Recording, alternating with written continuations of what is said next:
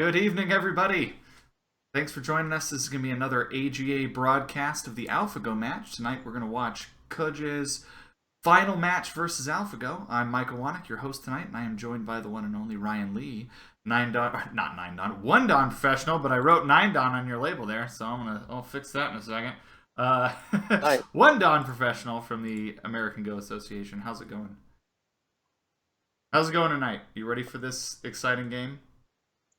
I sure am. I've been tuning in all week, and it sure is exciting. What do you think of the game so far? Is this similar to game 2 or similar to game 1? Well, unfortunately, this game now is um, theoretically less exciting now because Ke Jie has no chance to win. What? This is no, I mean in the series, right? He lost the Oh, first okay. two games, so we're just sort of completing the series now by watching the last game. Yeah, But that's true. this, But I think, yeah. honestly, if you could win one game, that would be pretty amazing. AlphaGo did go 60 and Yeah, 0 at the beginning of the year, so. and he did win against five pros at once Yeah, and then threw some yesterday. shade at the very last minute with that, like, final move that just said, yeah, I'm so far ahead. You can resign. Yeah, so in the for those of you who didn't watch yesterday, there was the team of five pros, 9 professionals. They played a move in that was supposedly a trick move, but it didn't work. But AlphaGo responded with the safest possible move, and then the five players decided to resign. So that was quite a dramatic finish, I would say. Yeah. And when they played the move, all I think most of the commentators and me, I was watching the game. I thought it was an amazing Tsuji, but without realizing that it was actually not working. It was fake. Yeah, right. And then AlphaGo just said, "Oh, that's fine." Yeah, I'll give it to you. I still win. But yeah, Yeah, I thought that there's was a crazy way to end the game. But then, so round one, it just looked like Ke Jie couldn't find his footing. Like it just never felt like he was really getting into it. But man, game two was so impressive. Like mm, I, yeah, I sure. was super impressed. But mostly because at least sometimes in pro games I have like kind of an idea what's going on. I had no idea what was going on. Like I could not parse the fight that was going on because every group was involved. Yeah, it was definitely one of those games where you're sort of just seeing stones going down, but not really understanding why they are. Yeah. So yes, game two there was just such a huge fight, and I think one of the comments was really phenomenal, and it really struck me that they said the first 100 moves was a perfect game. Right. So that So was so it was if just it is that what it mind takes blowing. to play perfect against AlphaGo? You have to just throw the whole board into chaos so that there's no like it seemed impossible that any person or machine could like make sense of all of that at once. I think Michael Redman, when I was listening to his commentary, he had said something along the lines of um, if I wanted to figure out this position, I need to take it home for a few days. Yeah, it was definitely complicated. But of course, there was probably reasoning behind it. But I mean, Mm-hmm. for AlphaGo, there's not really reasoning, right? AlphaGo just calculates whatever Yeah. the best possibility of winning is through whatever tree Yeah, that's that true. he That's uses. true. So, but I mean, the first game, it was, I I guess to me, I thought it was um, a a good example of the 3-3 move that people that sort of started to Yeah. trend up, right? There was uh, even like 9 professionals, they start playing the 3-3 move, the three Right. three Yeah. inversion, maybe like the fifth move or the seventh move. It's been really popular recently. Yeah, and then but Ke Jie, he played it in game one, and it seemed pretty bad for him, right? Yeah, I isn't that weird? Like when AlphaGo does it, it's fine. But so I think the problem with that is it's really hard to understand what AlphaGo is doing right now, and for us, it's I think it's important for us to mm, try to interpret these moves before copying them, because if we don't really know why we're playing a move, it wouldn't. I mean, like even if we played it, it we would have to know exactly what the situation yeah, that's true. had to That's be for true. it to be good, and it's just impossible to do that for now. Yeah. So, but So yeah, you let's want get to into jump this into this game. one? Yeah. Okay. Yeah, Cool. Yeah. Let's get started. So you want to start with the opening and show us but what, or do you want to start at the fight, or what do you want to do? let's start from the beginning. I mean, Okay. this first move, it's is Oh it wait, wrong? wait. Because That AlphaGo is black, right? And he's leaving a 3-3 point in in the first move. I don't know. I don't know. I don't know about that. There's so Ke Jie also played a star point as well, and he actually played two star points in this game. Oh, that's interesting. I don't. I feel Yeah. like So it's been a while since I've seen him play two star points. yeah, before well, in the old days of Go, a star point was the more common move for white because we would think that for first of all for star points there's less variations. Mm. So if you think about all the josekis of revolving a star point, there's only like the few ways of approaching. Like this, you can approach like this, and Mm-hmm. maybe occasionally you will do want to do the high approach, but that's even that is really rare. That's So kind of a special situation move. I heard. yeah. So if you were really into the influence on the right side, and you didn't, and you were afraid that if you played the lower approach, that what will cap, then you might be choosing the high approach. I Um, see. but but I mean, for the start point, there's really not that many variations, and for white, um, since many pros really prefer it, it's better for white to avoid variations and keep the Comey for black, and Oh, okay. it's going to be a burden for black. So that was sort of the theory behind all the start point moves that you saw as white. And for black, on the opposite side, it's really uncommon for black to play two start points because as black you would want to have more variations, and with start points, there's not really fancy openings that we had compared to the 3-4 point, right?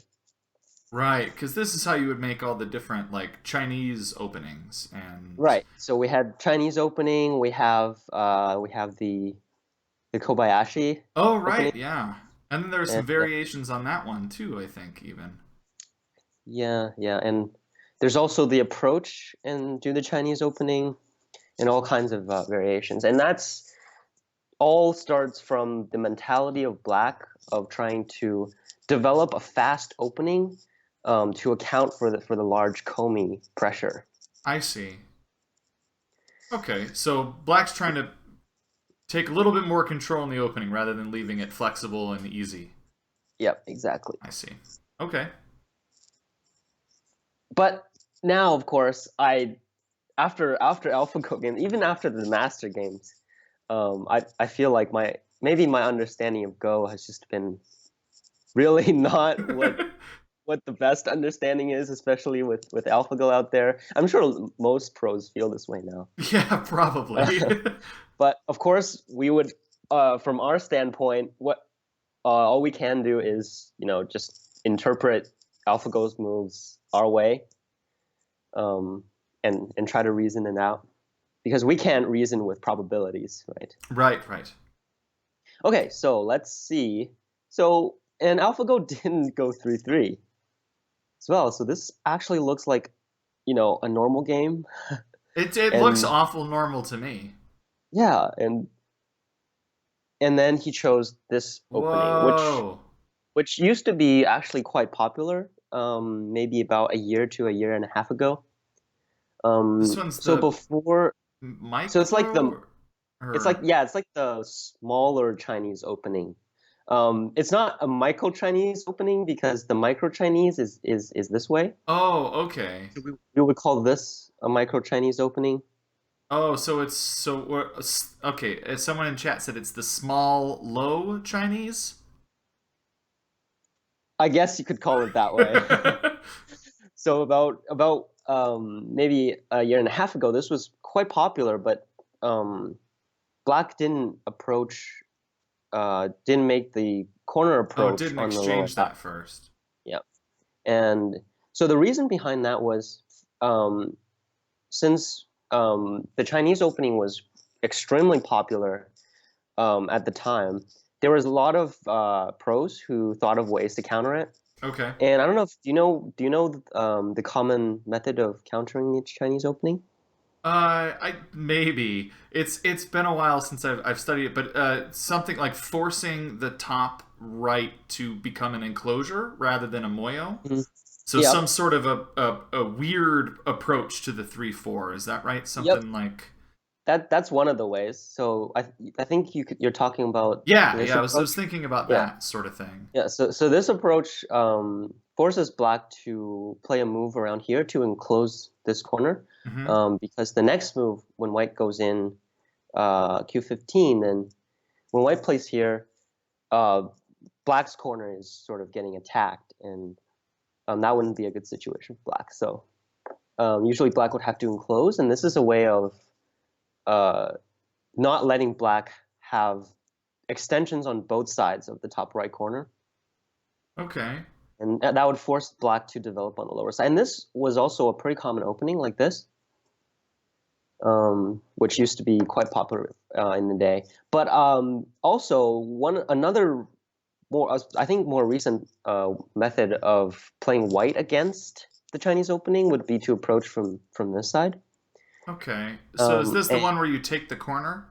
yeah, yeah. Okay. And we saw this in many of the AlphaGo games as well. In the three games AlphaGo played itself, this was I think AlphaGo played the Chinese opening for Hmm. all of the three games, and was the way to counter it because so the old way would for White would be to play this Joseki, and then this would allow Black to develop on the upper right, and many thought that that would be a favorable situation for Black to have extensions on both sides of the 3-4 point in the Hmm. top right, because when White can of course go in, but it's good for Black to develop the top side into territory and also the right side, the lower right side into territory as well. Oh, I see. And people thought that was sort of more favorable for Black, and um, so they stopped playing this. And the reasoning behind this is that when if Black blocks on this side, it's the local variation is good for Black because if if you remember the previous variation, the Joseki, Black got the 3-3 point and White got the extension. So if we just take a one move back, it's like when Black played somewhere else and White got this exchange. Hmm. So it's like Okay. White getting this exchange for free, and then later Black played this exchange. Oh, so it's not nearly as good. Yeah, for Black, it's a Okay. little bit worse for Black, and for pros, it's not acceptable to be a little bit worse, because of course in Go we're trying to have the maximum efficiency, right? Right, And right. also in terms of the mentality, you don't want to be giving up. Um, you don't want to be giving up things and make your opponent think that they're ahead in that way as well. So Ah, I see. it's almost Black almost have to block. Well, in terms of if we just compare to the last variation like this, it's Black has to block this way to not let white connect back and have the favorable variation. So this tends to happen, and this was a quite common local variation where white extends, Right. which Yeah, I which think I've now seen this. forces the push and cut. So black would have to fix the weak point, and then it's sort of like a way for white to get both sides. So now white can do the approach that we said earlier, Hmm. and you can see that white actually got extensions on both sides. So it's unfavorable for black now to because black only has one side to develop. So it's difficult Hmm. now for black to have a very fast opening, fast So and efficient opening. is it possible for black to kill that corner of white Right, in that's the a good bottom question. right? So the reason why white can tanuki here is because black can't kill this corner in one move. So this corner is locally ko. So in black will not necessarily play this now, but in the future, if black honeys, white can extend here, Okay. and black would have to honey here to try to kill white. So this way would be a ko. Oh, I see. Okay. Um, Is there any Also, placement that you can do? be careful. White can't play here first. It might be tempting to force this exchange, Hmm. but after white forces this exchange, this corner is actually dead. Because now when white plays here, there is a Tsuchi for black. It is here. And now when white tries to make two eyes, black can go in and make the Tari forcing move. And Oh, now, so that's a bent four. right, it's the bend four shape in the corner, which is Oh. dead. So it's key here for white to not make this exchange on the first line and extend here directly. In this way, another way for black to benefit from the corner is to play here, to play like this. And when white forces here, black can actually make this exchange and take and capture the three stones. Oh, interesting. And in So this Sente, it forces looks like. right. So it forces white to play here, and black can do this in sente.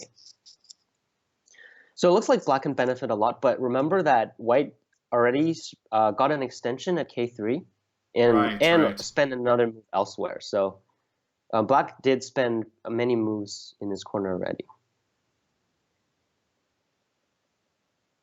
So this would be unfavorable for black, and that's why it sort of got out of trend. And we saw this when we see this less and less played. But it's interesting today that AlphaGo played the very small one because this was also the trend. And the reason for this is that now when white approaches this way, um, that after this variation, black would have a much further extension. Oh, so it's like So just so a that little bit once better. right, so that one space really matters because now black doesn't have to connect here at Q. Doesn't have to protect the cut and is free to make an extension. Because when white pushes and cuts, and white plays here, before the black stone was here at the triangle spot. And now it's one space further, which makes that stone an efficient stone. And so that's sort of the broad reason behind this. And so these sorts of efficiencies make a Yep. huge deal at professional level play. Yep. Exactly. Oh. But And also don't it's not only for the extension space because it actually matters quite a bit for the top right. Because when white goes in and makes this exchange, it's really important for white to have a comfortable extension here. oh, right. And so now it's really hard for white to even get one eye on the side. Yep. So now white can't settle this group, which makes Oh. So this one space could really make Yeah, that quite makes a a big. huge difference. Well, because so when it's on that triangled spot, that high Mm. approach, there's like that sort of famous sequence that everyone learns at one Yep. point or another, Yeah. and that just So doesn't work here. yeah. Oh, So now it might seem a bit subtle at first, but when this stone is here, white can comfortably extend and make a locally a living shape, and that would be a huge difference in the future. So um, that's sort of the reason behind the choice of this small of the small the low small Chinese opening. I guess you would call it. So in this game, AlphaGo chose to approach first, and and then then go back. place. Okay. Okay, so since it's in the more efficient spot on for the top right corner, it is common for white to approach from the inside because now when white goes in on this side, it is easier for white to make a comfortable shape here. So white can is free to extend on this side and make a more or less comfortable shape. Um, and if we compare that to the Chinese opening, the stone was here, then now white can only make the two space jump, and that would also be quite a big difference. Right. So, So now black okay. can play the knight's move, and it would be much a more aggressive attack. So for this opening, uh, this is the more common move for white. So why And this now, high one like this rather than the low three space or the low two space? right, so that's a good question. It's an interesting choice. Now, the the Joseki tells us that we should for white should play here, right? The three That's where I space would want to extension. play. When you have two stones, you want to play three space extension. But since the black stone is already here, it's not very good for white to play this three space extension because now we have an invasion here, Oh, okay. and this can get complicated very quickly. But when black extends down, this stone on the side is really helping now because now black is threatening to connect back on both sides. Oh, I see. In this way, this will take away white's base. Okay, so if that one's too dangerous, what about the low two space? Right, so the low two space now is only settling, and it's not. Um, so now we're just comparing the high two space extension for white and the low two space extension. Mm-hmm. For the low two space extension, so this now is a pretty subtle difference, I would say. Okay. Um, the low space, when black tries to develop on the top side, maybe something like this. White doesn't have to necessarily respond like that, but if black somehow gets this on the top right, the low space extension is not favored for the center, and Hmm. and in a way, eventually in the future, black can play moves like this to try to force white into developing a living shape and develop on the top. Oh, and it's a little bit harder to do that when white's higher Right. up into the So the center. higher one favors the center because now the reasoning for white is that since I'm not going to have a lot of territory here anyway, it's probably just better for me to develop and try to get out at the same time. Hmm. Cool. And so this is what happened in the game as well. And Okay. we saw this opening maybe a year and a half ago, and it was quite common.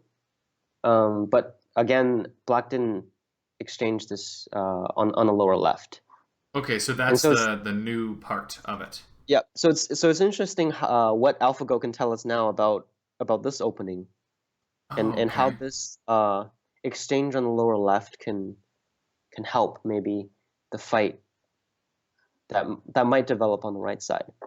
Cool. Cool. Okay, this is rather surprising.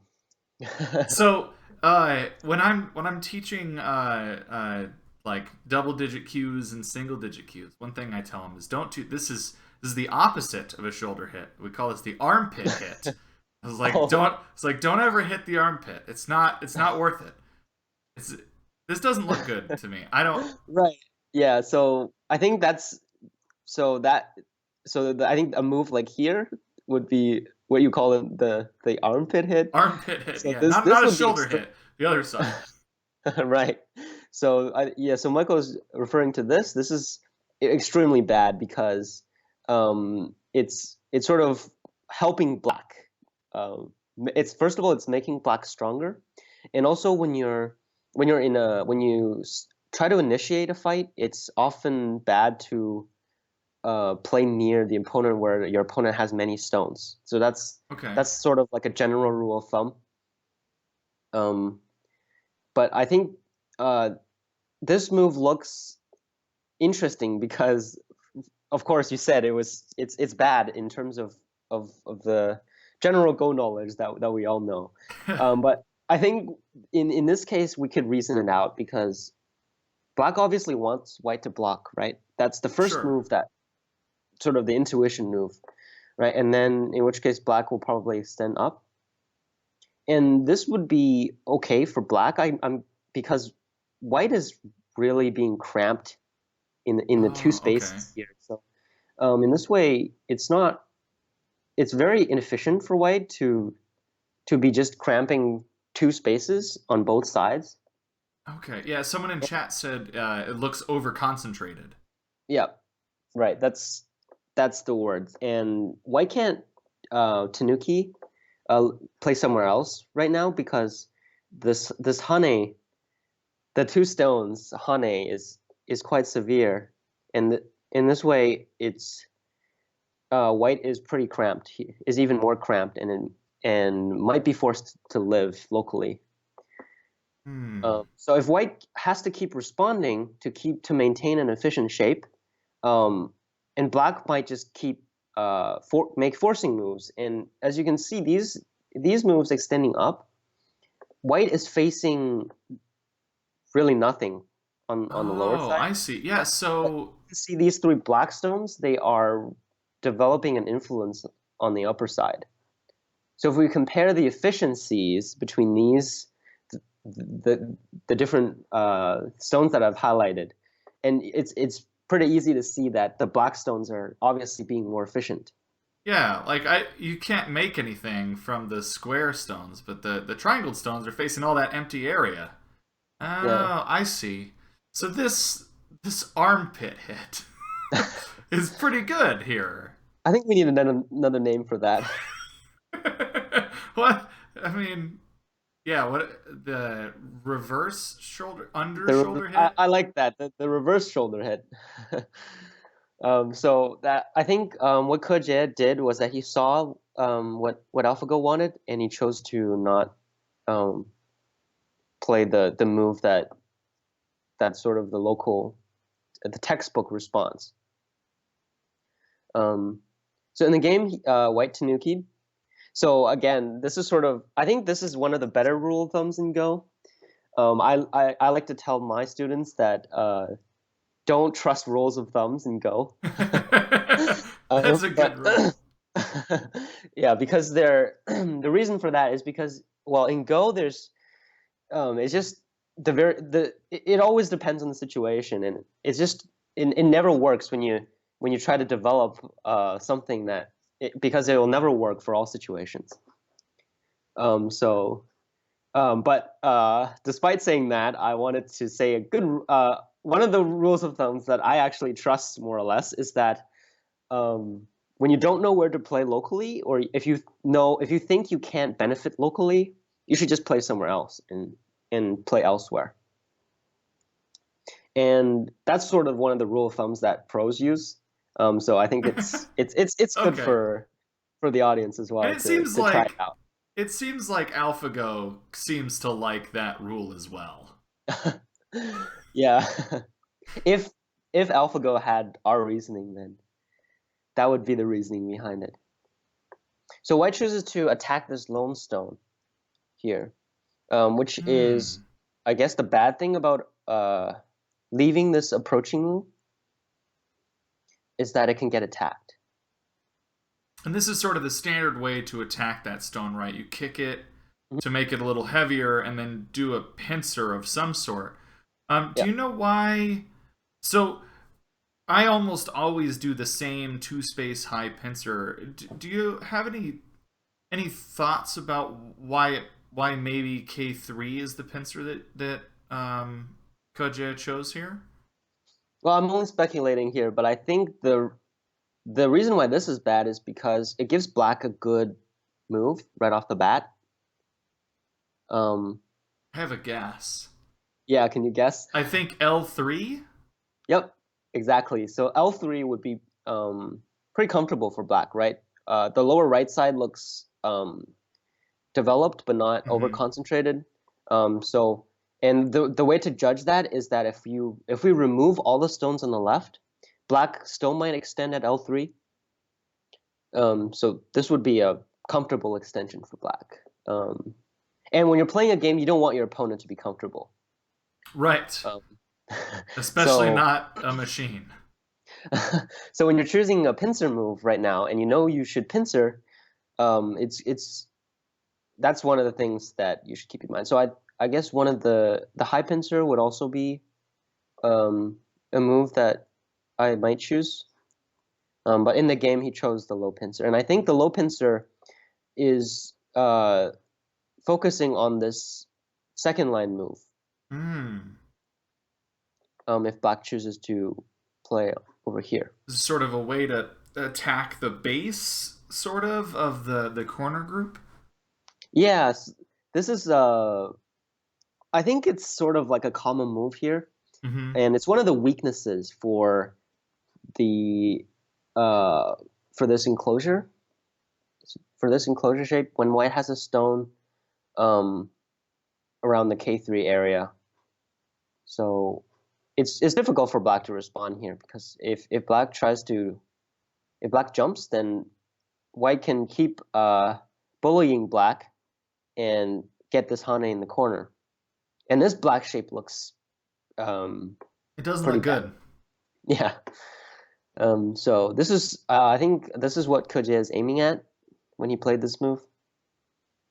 Um, and AlphaGo responded. So of course I saw that move before. So that's why I guess that he was aiming at the second line exchange. And it seems that AlphaGo doesn't want white to get that. Um, now this is harder to understand because normally we would think that in this situation, white should jump out. And because first of all, this extension is very small. It's if you had to count the points, it's probably gaining 2 points. Um, so it's extremely cramped here. But I think the reason, um, I mean, I think jumping would be sort of the normal move, Mm-hmm. and then black would probably jump somewhere here, and then it would be sort of like a running situation for both groups. And white played here though. This makes the corner stronger because it if when black jumps in the future, white doesn't have to worry about the 3-3 invasion in the corner. Because when if black invades in 3-3 and white extends, then even if black can get something in the corner, white can connect back the weaker group. So Oh. it helps the corner in a way. It also kind of looks like if either one of those groups wanted to increase its strength locally, that's where either one of them would play too. But I don't know if that has anything to do with it. Um, so I think Black probably won't play here. Um, just because it's uh unless Black were had to unless Black was enclosed and had to try to find life locally. Mm-hmm. Because this Black move isn't in in retrospect, it's not helping the Black group on the right. Okay. Although the White extension is helping is helping the White group on the left. So it's sort of Oh, settling okay. the lone stone and also increasing the strength of the corner. So Black jumped, and this is this is one of the more common moves to play locally. And Ke Jie played here, and I think pretty quickly after Black jumped. That is a very exciting move. Yes, indeed. I mean, so for me, this looks like what I play in handicap games when I'm trying to trick people. Right, right. So this is this is an annoying move. I think we can agree on that. It's it's difficult for it's difficult for Black to respond to White's move, um, while not while trying to not let White benefit. It's extremely difficult. Hmm. So now, if we first of all, this stone is threatening to connect back. So if Black plays a move to stop the corner, Hmm. White can connect back, or just play the Kosumi and connect back. And this would be good for White because this settles the group on the bottom, while while taking away Black's territory. Oh, okay. So, But now, if Black prevents White from connecting back, then White can invade in 3-3. And the first move we think about when people invade 3-3 is to block. But since White has the second line stone, White can honey here and connect back. And this is a very interesting shape because it looks like White is very weak, but White is very flexible because any of these White stones can die. So if Black can kill a White stone on either side by cutting. So if Black cuts, Black can kill the original invasion move. but then he loses the corner. Right, but White gains more by taking the corner. Hmm. And another way, Black can uh, try to cut on this side and capture the stone in the corner. But then now White can push out, and which would also be a disastrous for Black. Yeah, that doesn't seem good. So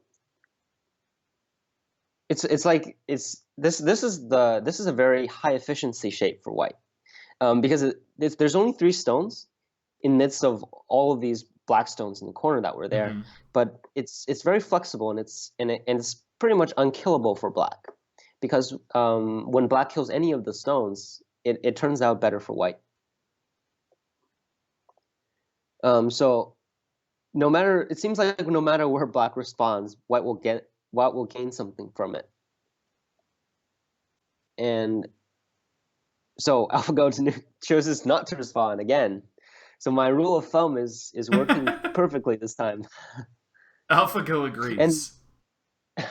yeah, and this is a common move to it's sort of the follow move um, after Black jumps in the center. And now it's a little bit tricky for White, because if White plays here, Black will just can respond, and the corner still seems a little bit iffy. So there could be something in the corner in the future by this forcing move. So I think it's one of the harder moves to respond to is a shoulder hit, right? I get asked this a lot. So do you know when you should extend on the third line or the fourth line when someone's shoulder hits you? I just kind of guess at this point. So there's not really a clear answer to it, but generally when in let's say if we just look at this as a lone still on the top and someone's shoulder hits you, how are you going to respond? Uh, this one probably I don't know, fourth line, maybe, or maybe third. I don't know. I don't know.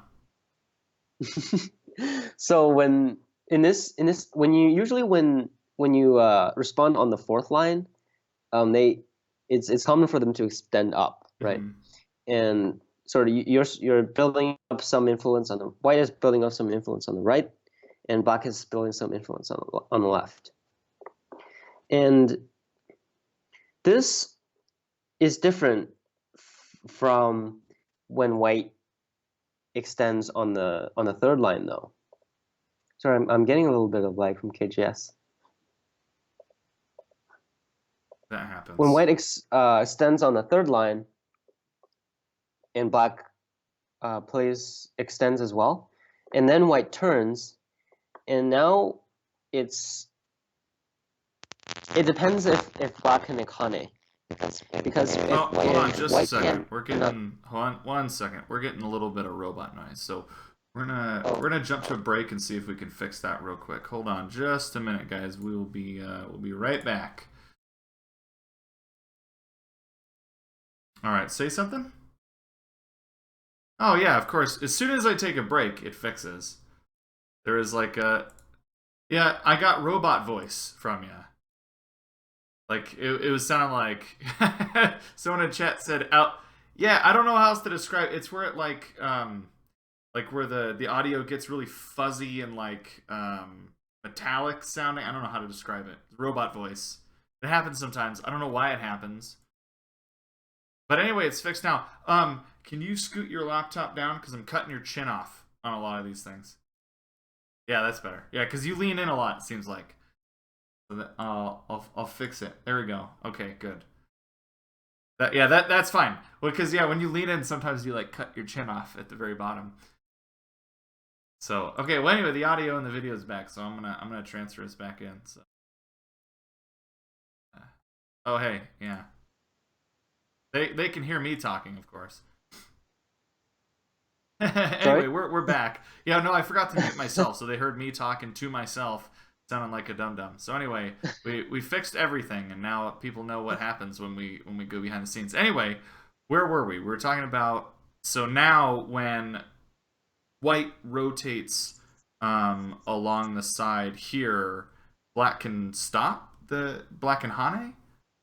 Right. So it's important now to see whether black can Hane and if white can cut. Of course, that depends on the ladder here. Hmm.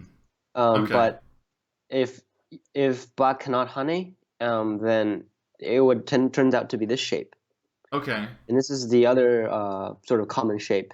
Yeah, I think I've seen this before. And I guess in the game, one way to judge would be just to compare between these two and see which one is better. Mm-hmm. So in this one, white is a bit settled because white has the extra move on the third line.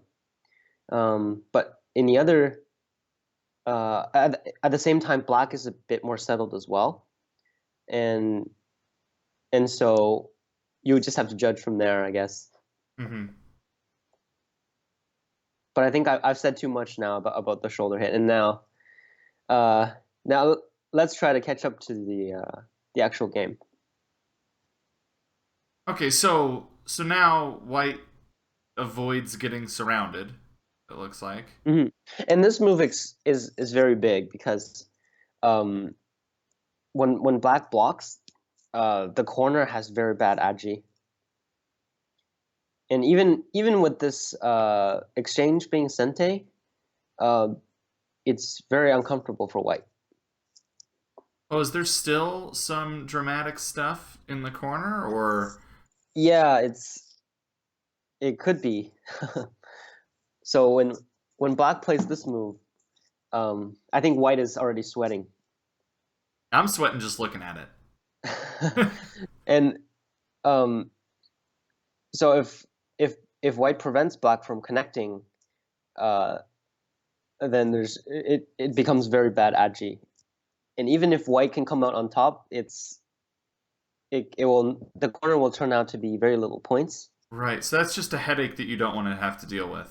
So it's in this case, it's very important for white to make this move. Hmm.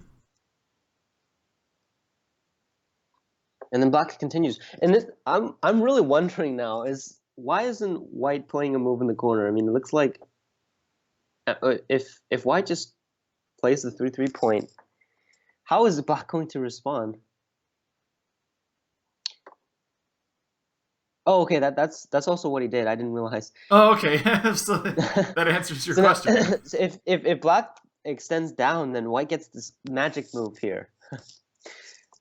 And Magic move? now it's really uncomfortable for black. And this is the vital point for black's shape.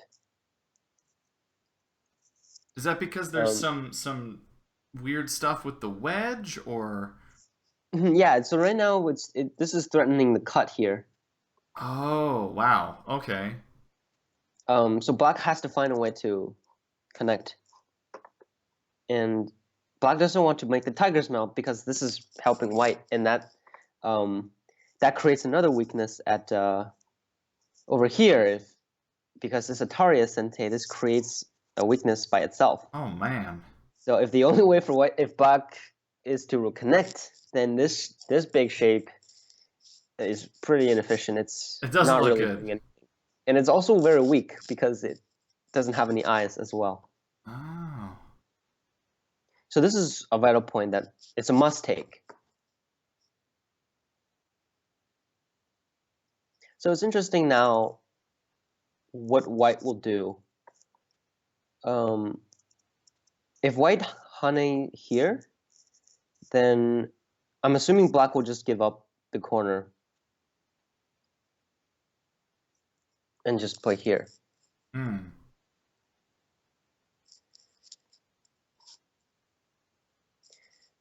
So this looks it looks really good for white, but white spent an extra move here. Mm-hmm. Actually, black would probably connect here directly, and it's rather uncomfortable for white Because there's a because white cut, has right? right. There's the two cutting points that white has to worry about. So I think locally it's very difficult for white to do something. So I think that's why he didn't choose the honey here. So let's try to catch up to the game a bit. Yeah, they're pretty We far keep along. seeing these moves, and now this is another famous AlphaGo move. Oh yeah, of course. But it's Ke Jie playing it. Yeah. So I think in these different exchanges, they're finding themselves in a situation where locally it's difficult to play. So and on the other side for the opponent, it's difficult for them to play to benefit. So for the bottom right corner, it's difficult for white to play because if white connects, then black can reduce white. If but if white tanukis and play somewhere else, black can't kill the corner in one move. Hmm. So there's still much aji to be explored in the corner. So they're just sort of leaving all of these shapes, and it really complicates the game. Yeah, so there's a lot going on. There's sort of the implication of all of these things around. Yeah, and this really enhances the reading skills, right? And I think one of the main points that that the pro said during the interview was that They think that they would have more of a chance when in a more difficult situation Oh, when okay. there's all these fights going on. So try to make as many fights as possible and have them be as complicated as possible. Well, Yes, it and seemed like Ke Jie did a pretty good job in game two of doing that. yes, I was just But about to say that. In game two, if we compare to game one, it would seem that in game two, Ke Jie had more chances. right, right. So I think he's trying to do this again in this game. Just make it as complicated as possible so that that way maybe he can eke out an advantage again. Yeah, I think that's what he's trying. I hope it works. Yes, and I think we're all rooting for Ke Jie right now. I mean, look, if he wins, he goes down in history because that would be amazing. And then maybe Google and DeepMind will do another event like a year from now. Yeah, we love this so much that we don't want this to stop now. Yeah, I'm down. Every year we'll have another challenge match. Well, we'll see what happens in this game. So, how many shoulder hits are we going to see in this game? Well, how many are we So, at now? We got two so far. yeah, we're at two, and we and in that reverse shoulder hit. The yeah, the reverse shoulder hit. Okay. Okay. Uh, so now AlphaGo chooses to Hmm. not respond locally again, and I think it's really this constant battle between the players that they right off the bat when they see their opponent's move, they know what they want, and they're just going exactly opposite from that. And I think that's how they're playing in this game. Because when White plays the shoulder hit, White wants Black to go underneath. In that way, this attachment stone is really shining here because Black can't connect back. Oh. So White is developing uh, some influence in the center while suppressing Black's group. But I guess AlphaGo thinks that these two stones are not that easily killed. So, and he plays here, and I expect Ke Jie to take the corner um, because it's big. So I think he's trying to make a forcing move before going back to the corner. Mm-hmm. So the ideal situation would be for Black to connect somewhere, either here or maybe here, and then in that way, White will go back to the corner. Mm, And so just kind of getting the forcing move for free on the outside to help his stones. yeah, Okay. um, but AlphaGo chose to invade. Of course, it's seeing what your opponent wants and doing exactly not that. So what Ke Jie chooses to push and cut in the game, Mm-hmm. and so there must be something happening in the corner. So let's see here. What in when Black invades this 3-3 point? Mm-hmm. What are the ways to respond? So if White just defends, that would be very bad, right? Because Black will get the corner, and Yeah, that's black just gets the whole corner this way. So so what about the empty triangle? Does that one work in this situation? right. So the NP triangle is interesting because I think that's what AlphaGo wants. Because now, if Black extends, now White is in a very awkward position. So how is White going to fix this cut at d5? Well, if is White going to connect? Hmm. It seems like if white does that, um, can black live in the corner now? Or does he have to fix the cut? I'm not sure. This is too Yeah, so complicated for me. yeah, so there's the cut that White played earlier. It was a forcing move on the cut. Um, so I think now it would be interesting if Black pushes here, which is another forcing move.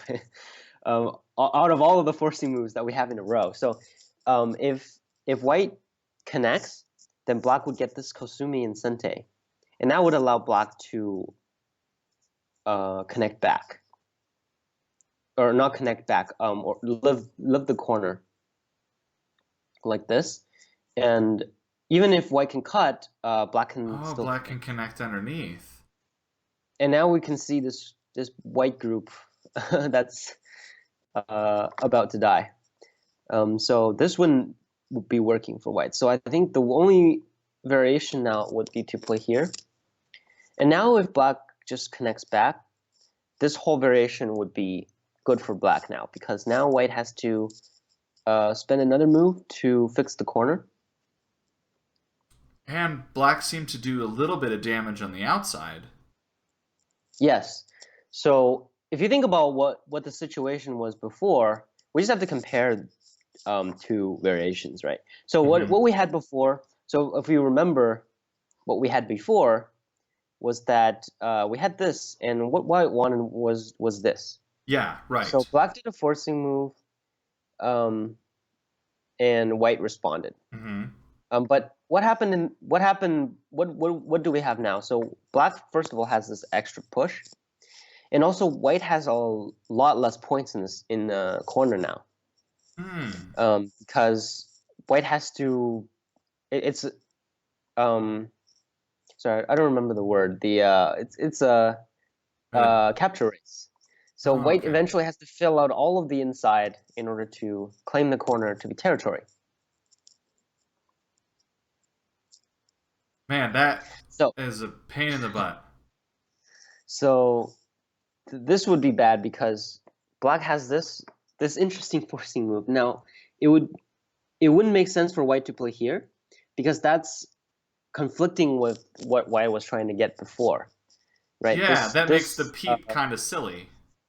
yeah, the peep is sort of getting attached to a wall. Um, and Yeah. if White fixes here, then oh, Black just gets a convenient Sente forcing move that fixes the center. And it also seems like even if Again, white connects, there's still yeah, like some Aji left in the corner here. yeah, yeah. So that's the whole that's why it's better for Black to invade here, and it's a good move in this situation. So maybe now I'm thinking that since this 3-3 move is so severe that maybe White should have just responded. So is this peep like an overplay kind of? Um, maybe, Or maybe maybe, just maybe not an overplay, but maybe like like a slight mistake or but not yet because now White is starting a fight, right, by pushing and cutting. So I think the reason behind that was that since Black is leaving a cut in the center, and the 5 stones might be cut off. So after some forcing move and exchanges, I think White is going to cut off the center. so white again is just trying to make more fights, maybe. Maybe Ke Jie is just Yeah, trying to increase the complexity of the game some more. yeah. So maybe it does seem so that he is doing it, but maybe it's just that AlphaGo is so good that he's playing the right moves that in and he's making situations right the for AlphaGo that it's making Ke Jie has have to really push it. He has to play the more aggressive moves Mm-hmm. to equalize the game. And we generally see that in high level matches when the player that's behind often makes these more aggressive moves, while the player that's ahead is Oh, trying to hold on. sort of play Robot voice again. Hold on. Or I'm gonna actually mute myself this time. We're gonna take a quick break while we fix the robot.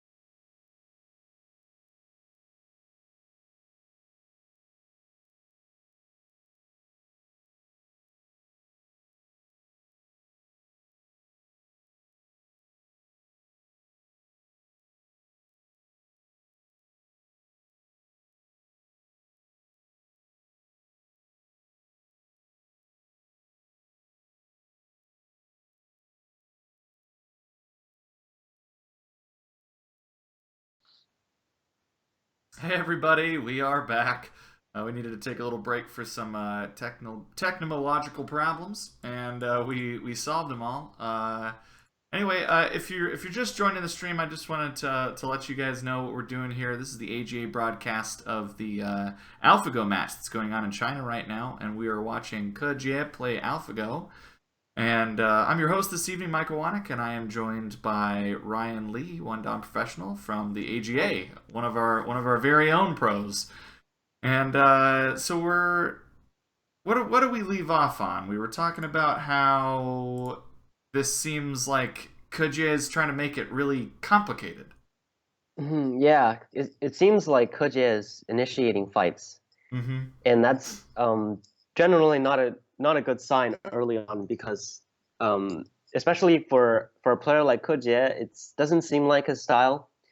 It seems that would infer that he's doesn't like the board situation right now. Mm. So we left off after this cut. White cut on the left side to initiate another fight because he didn't like any of the variations in Mm-hmm. the corner. But we can see that after these exchanges, White still had to go back into the corner again. So Black gets the move that we said before, Mm-hmm. and these moves are I don't quite understand because um, especially the G5. It seems that before it seems all these exchanges are quite normal. If we just go back a few more moves, now Mm-hmm. these exchanges were quite normal from up to this point, right? So Black and White, they're having exchanges. White cut off the two black stones on the right side, while Black secured the top right corner and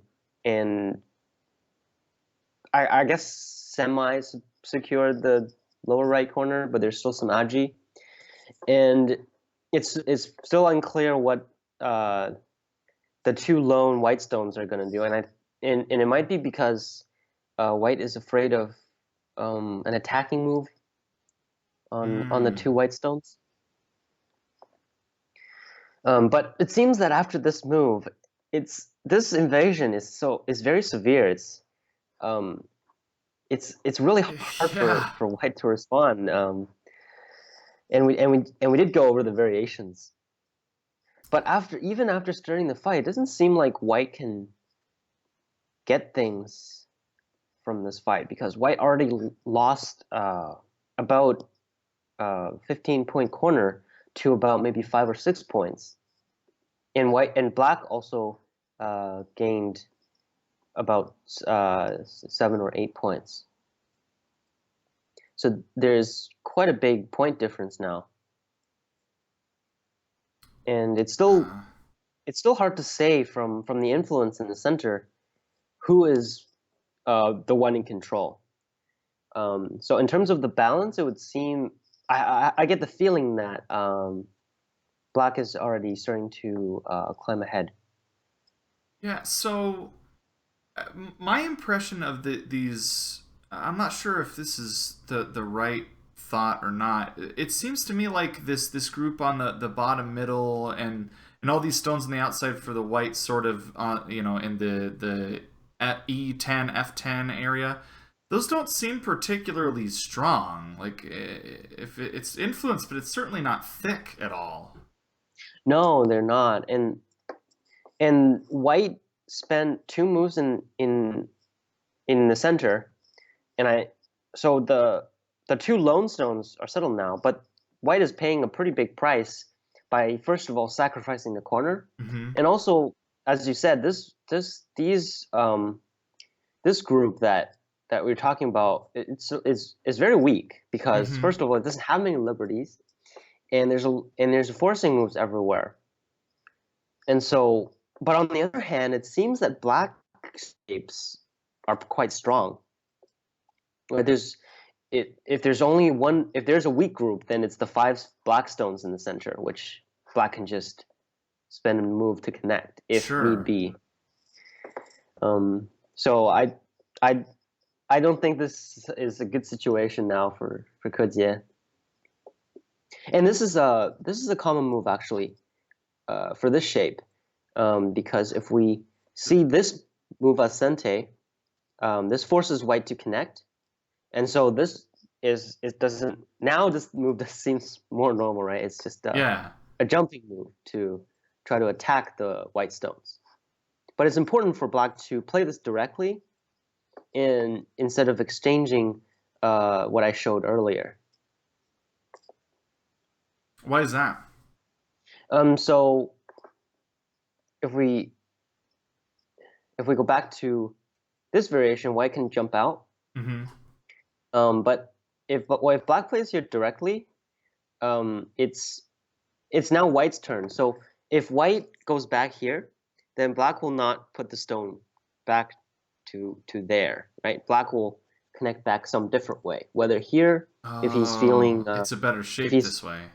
right, if he's feeling good, or he can be a little more aggressive and maybe do something else. On the other hand, white isn't free to play a move around here because there's still weaknesses elsewhere. So now if black plays here, this will threaten to capture the two white stones. Actually, these two white stones are already dead. Oh, so yeah, So there's just no way to save him, huh? yeah. So let's see the now we see these. I guess AlphaGo is trying to show power, and we don't really see this very much. It seems that in these three games that AlphaGo played, AlphaGo usually doesn't have these extremely powerful moves. Right. Rather, the more subtle in in strong moves that are generally more harder for us to see. I wonder if maybe that means that AlphaGo feels pressured. I Maybe hope so. I mean, maybe AlphaGo doesn't have like a oh I've got it. You know, maybe AlphaGo still has like a 50-50. maybe, but that we can't really tell from just Yeah. these two moves. Sure, sure. And so now AlphaGo Atari. So right now, if white connects, then uh, black has two choices. Black can connect, and white has to connect, and then black can come back. Ooh. And right now, white has very bad shape. Yeah, it doesn't look good. so, so if white connects here, black will probably just connect the five stones back, and that way black got some forcing moves in the center before playing the connection back. And that's generally what you see in higher level games is that before playing a slow move, they like to try to get as much benefit from elsewhere before having to go back and play the slow Is that sort of move like to make. a force before defending sort of mentality? Yeah, and force in a good way, not Oh, not not just just do it just because. force. Okay. Yeah, yeah. And so we see these forcing moves, but I don't think Ke Jie connected. So we see Ke Jie playing just everywhere, right? It seems that White is trying to play fast, and I think this is a very important observation because in AlphaGo games we generally see AlphaGo playing very fast. We see Right. Yeah. AlphaGo Yeah. playing taking sentes more often than not, um, which is just a name for having the move on hand. I guess Yeah. your turn. Yeah. I Taking guess the initiative as many yeah. times as possible. Yeah, so AlphaGo is taking the initiative, but and also in the first two games, it seems that AlphaGo is playing uh, playing Sente. But I think Ke Jie, he's in this game, he's trying to ignore a lot of more moves in playing first. So maybe I think this is very important because this might give all the players now maybe a different idea of Sente and and it and realize that maybe it's really more important than we thought. That taking Worth the even sente more. actually is, yeah, that taking the sente is actually worth more than what we thought before. And if we just think about sort of how Go evolved, maybe in the last century or so, Go really started being sort of on the slower end. So if you go back, people would play slower and stronger and thicker. But AlphaGo's moves are, I think, in contrast to that, in that AlphaGo is playing more more faster and more flexible rather than just the thick and Go tame moves. So I think Ke Jie is trying to be uh, more more in that sense. Okay, so trying to kind of learn a lesson from, like, figure out what it is that AlphaGo is doing so well and trying to incorporate that into his own game. Hmm. So is this the Go of the future then? Is this what we can expect? We are already in the future. Okay, fair. This is probably going down in history as one of the matches in the 21st century. So yeah, so now white uh, ignored black again. Mm-hmm. Ke Jie played in the corner. So as I mentioned before, there was Aji in the corner. Mm-hmm. So now he played this attachment. So the another move white could play is to extend. And now if when black blocks, white can connect here. And this way, uh, even though white is not alive locally, if black tries to kill, white can push and cut. And this weakness in it seems like black doesn't have enough liberties in this variation. So if white plays some forcing moves and then comes back onto this side somewhere, it seems that in a capture race, black wouldn't have enough liberties. Uh-huh. But I think, but for if white chooses this variation, black would get a sente move on the outside, and that is absolutely critical because if white has to play another move, all of this developed influence on the outside would be lost because now black Oh. is free to severely attack these white stones. Right, and then use that so all of this work that White's done is kind of erased right away. Right. Previously, white just sacrificed a very nice corner to develop these stones in the center, but now um, white can't lose sente in the center now. So white played this move, and this move actually locally um, black and wedge and Atari here, and this is locally a ko. Okay. But I think AlphaGo S- just thinks it's too complicated, um, That's good. and chose the simpler variation. So if white connects here, this is not locally alive. Um, so it looks like a bend four shape. Sorry, a straight four shape. But black can actually kill this white group. I believe you. I think I can solve this one. I think you start with the throw in, is that right? Yep. And if white captures, Then the placement at R1. mhm, and and now if white tries to secure the eye in the corner, uh, Then you play up and throw in. So you yeah. And now black can ah. go in, and it seems like white can capture a lot of stones here, but white actually only has one eye, and now it's the lone one in the 1-1 point in the corner. Ah, it's tricky. So this corner shape is not alive, and but it seems that AlphaGo is happier with the other variation.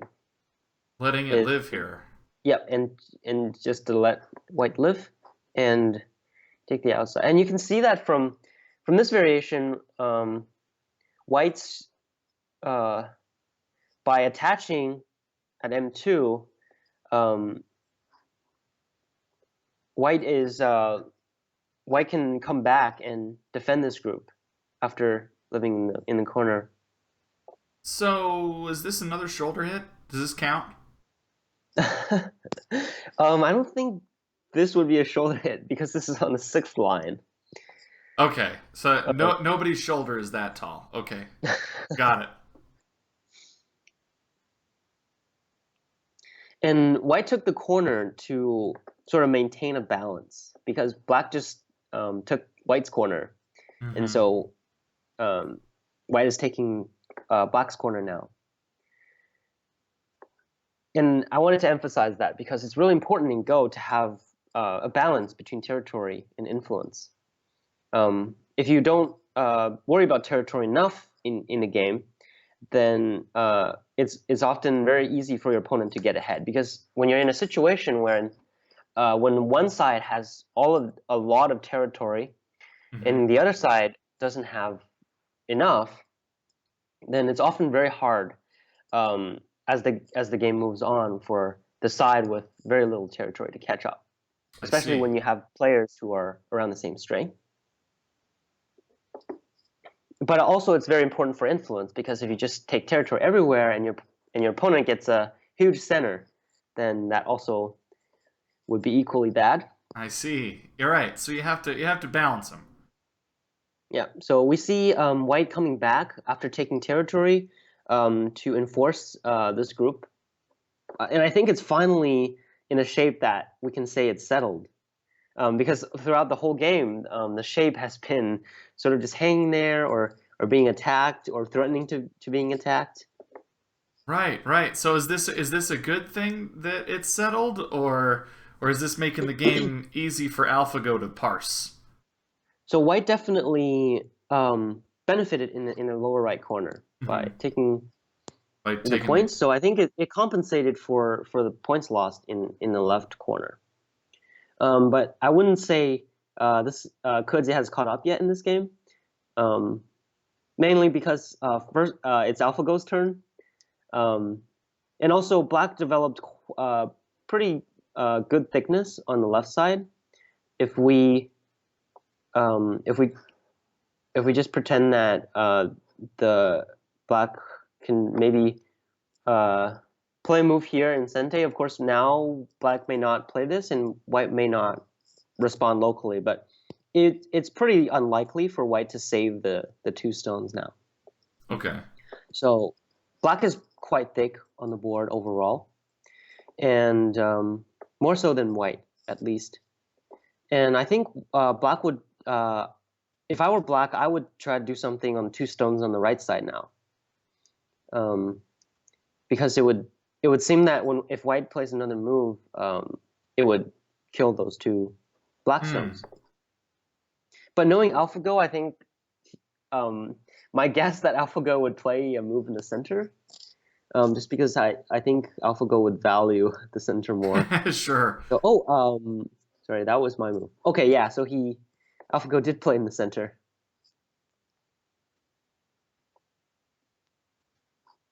Hmm. So is this sort of playing from the weakest group then, or Yeah, and I guess it sort of makes sense when AlphaGo plays it that you're like, oh, that's why. But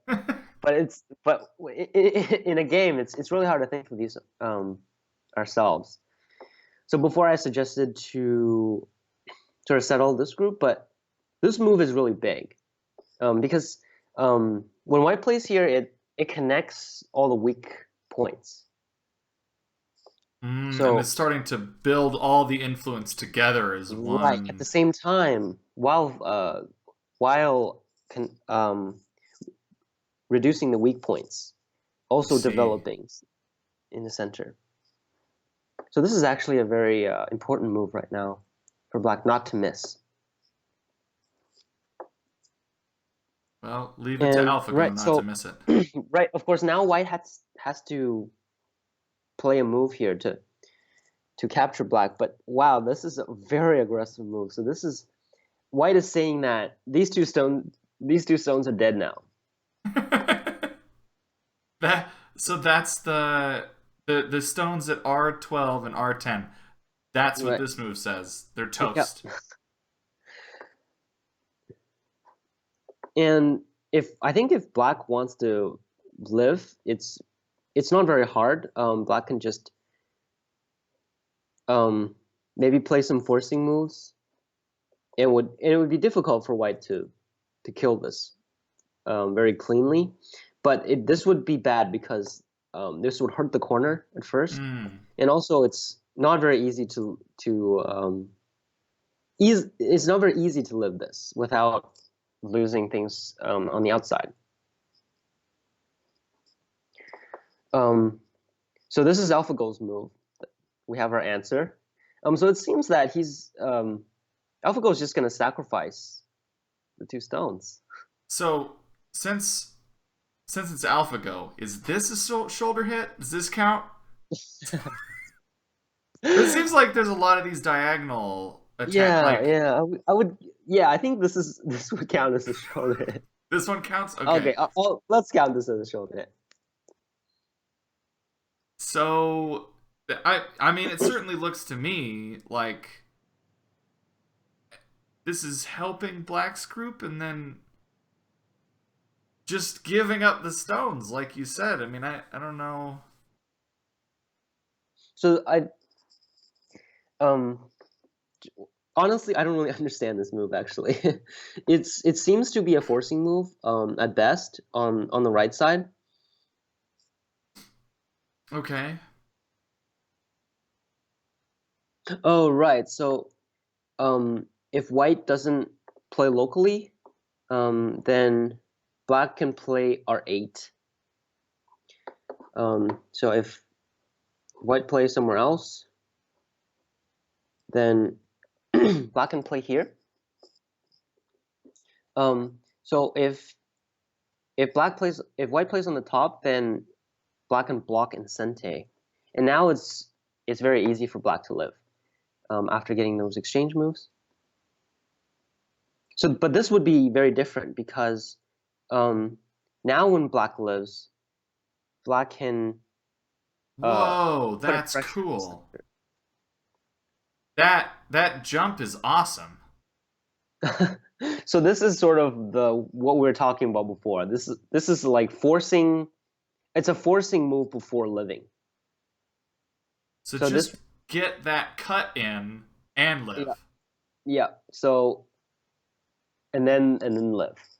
So if Man. black lived just played here, white would probably extend back, but black can actually play this. And I think white is in trouble because there's if there's no way for white to capture the two stones, then the this white group on the right is being cut off.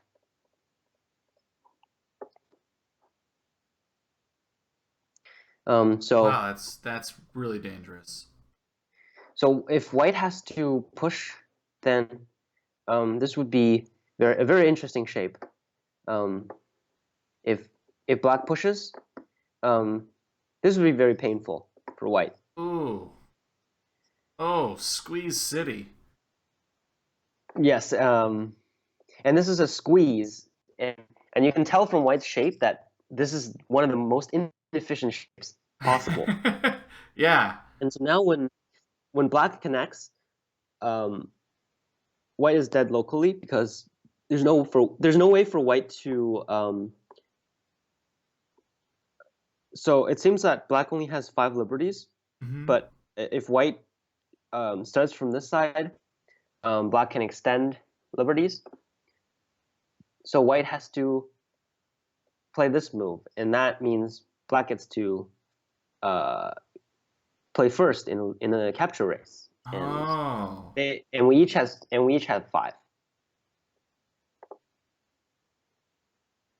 So these are a little bit complicated variations, but Yeah, that's an awfully this is care.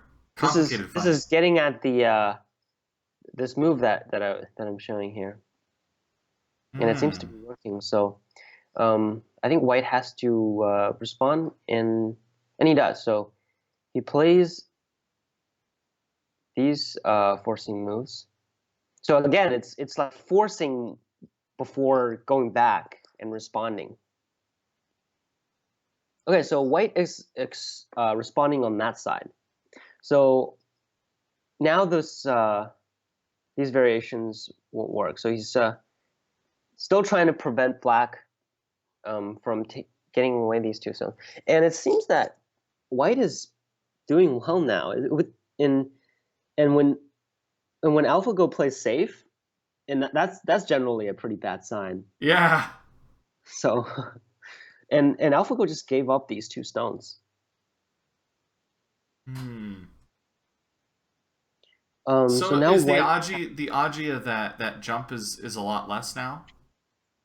yeah, I think so because now since White played some forcing moves at um, here, White has a little bit more liberties now. So if Black plays this way and extends down, White will just play the aggressive move.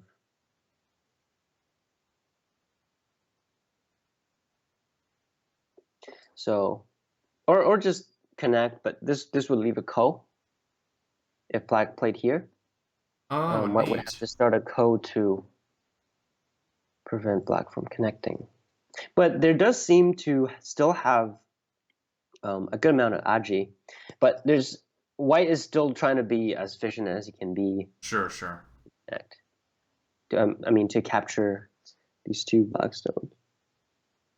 But if at this point, if White has captured, if we count all of the right side as White's territory and ignore the aji, maybe we could sort of see how the game is going.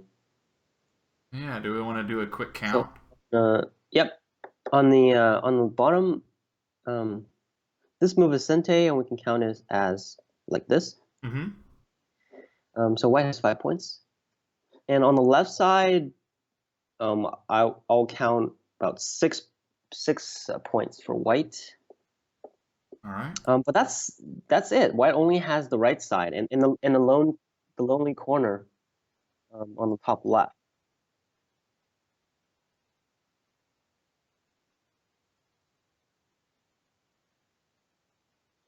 So I'm gonna count a lot for White and say the right side has 25 points. So plus the lower right, White has 30, Mm-hmm. and then I'm gonna just count 2 points for the middle group for White because it's still really unsettled, Mm-hmm. um, and 6 points for the left. So 38 points for White. Okay. This doesn't seem very much, but it seems that Black has a lot less than 35. Um, on on the lower side, I'm just going to count 8. And if we count the two stones in the middle as dead, plus the left side, maybe that's about six, 6 or 7. So that's about 15. Um, maybe 5 points in the lower right group for 20, and plus the top right. So Black has very little points right now. Black only has about 25 or so, just in terms of raw points. And of course, we ignored all of the agi on the right. You're right. But that still seems to be an okay position for Ke Jie. In terms of points only, though, I've Okay, points only. we've ignored all of the other aspects in the judgment. Okay, so if you were playing this game, if you had to sit down at the board right now, which color would you take? I would take Black Just the potential looks because better? yeah, because the center, even though like the center. it seems quite urgent right now. Because even though we counted the the middle bottom group as settled, there's Hmm. it's still quite weak, and it seems White still needs to spend another move, and it seems Black can still benefit quite a bit from playing moves in the center. To attack all of that stuff. Yeah, and also for the top right, I've only counted 5 points for Black, which is obviously a little short. Um, but yeah, it's I definitely won't count Ke Jie out in this game. And there's still much to go, and we'll have to see. Awesome. Well, that's exciting. Okay, so what do we do next now for Black here? Some sort of center move, maybe? Yeah, or the I would I'm really itching to play the top left. Um, Like an approach this move? Yeah, this move seems huge because not only it's uh, cornering out this star point stone, and it's also developing on the upper side, and Right, it's right. still quite empty there. So I would play a move here. But what would you play? I'm so aggressive, like, and I just feel like I like the look of the stones that are floating around the F10 area. So I'd be looking at like trying to build some sort of attack against those, maybe with like a G8 or I mean maybe that's not the right move, but something Oh, there to cut. hmm. And where did AlphaGo play? Let me see. Oh, Oh, I got Alpha it. Michael. I'll take it. So yeah, that was awesome. Um, but yeah, so as always, so this was the part that we didn't count for Black. All of that should have been Yeah. counted as potential for Black just because of how thick Black is. And Yeah. oh, it seems White is in a little bit of trouble here. Um, so if White now chooses to run out this group, um, Hmm. I I think he is afraid that this group um, On the bottom, I mean, could in the die middle or.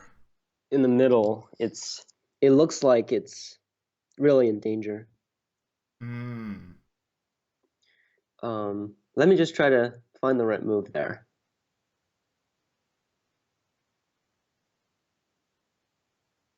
So now if Black just simply encloses, um, if we just play like really bad moves for Black, just to show what happens. So in here, white for White to make two eyes, it's very important that White does not exchange this because after White exchanges this, Then the corner's uh, dead, right?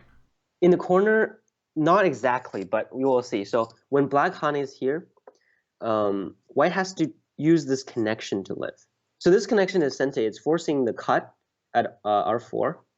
So if Black tries Oh. to, this is a Miai, Oh, neat. um, but Black can play here to fix the cut. And now, so White has 7 stones in a row on the second line, which means that uh, White has to spend another move to live. But now we can see, oh, this is going to be very painful for White. Now there's It is way definitely worse now. something. Yeah. So it's very important that White doesn't Atari this forcing move. So we have to see White using the forcing move on Oh, the right so side. so black or white needs to find eyes in here without that Atari somehow. Otherwise, Yeah, it's just a collapse.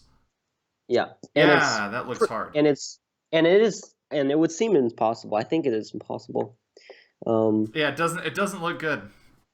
yeah, if White just plays simple moves, Black can just play the dumbest moves basically and just reduce. in order from the outside, and there's no way for white to have two eyes in here. So this is sort of like the simplified way of ruling out moves here. So this middle group after white, it seems that white is putting so much attention in this middle group. But remember that white got all of the right side and the lower right. So of course there's a price to pay when you're taking that much territory. You have to worry about your weak groups. So white plays here. I don't expect AlphaGo to. Oh, AlphaGo did respond. So it would.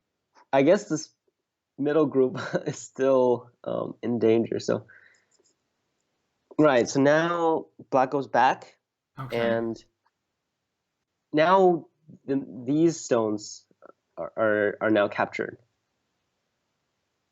So before when I counted, I only counted 7 points for this whole area.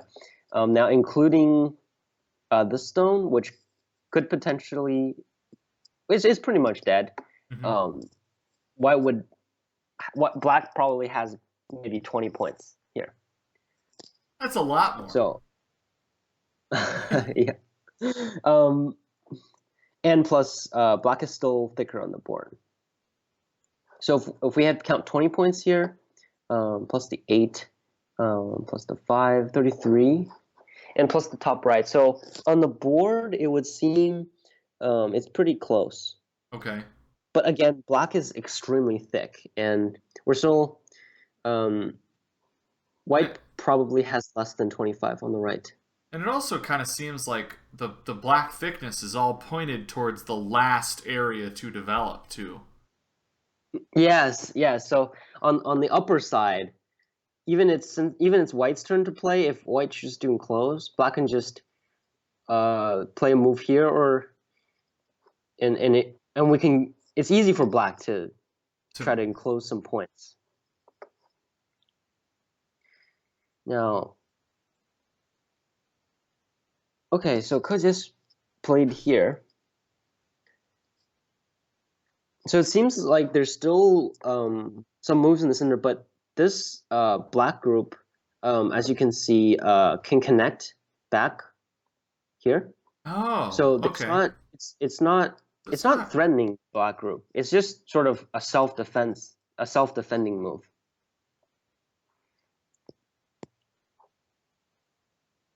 I if I were black, I would definitely play in the top left. I've been urging to play here for a long time now. But maybe that's why I'm not AlphaGo. So this is okay. So he after this Oh, hold exchange, on. he did 1 second. finally. We're getting robot noises again. Hold on. We'll be right back.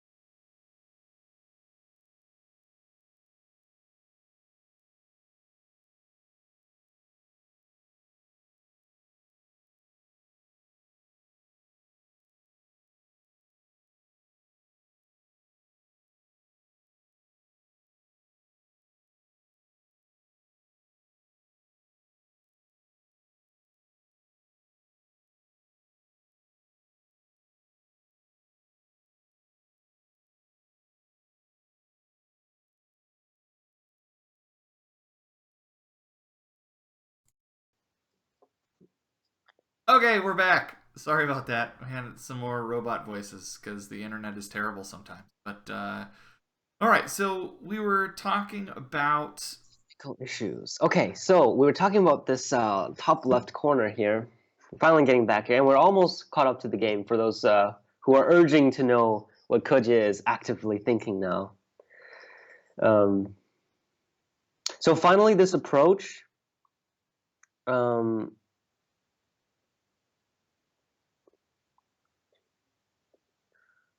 um, okay, so these are normal moves, but Black is AlphaGo is choosing to enclose this um, to force White to spend another move in the corner. So again, playing a forcing move before defending again. Yeah, So we're seeing sure. this a lot.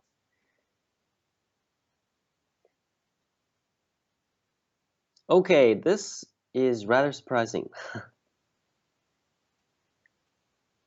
The the nose to Suji is that?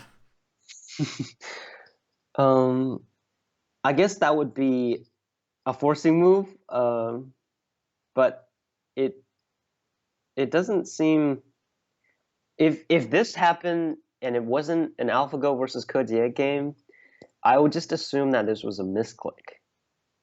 But apparently not. Uh, so when AlphaGo played here, I think uh, Yeah, the apparently Michael Redmond was defending. confused by that move as well.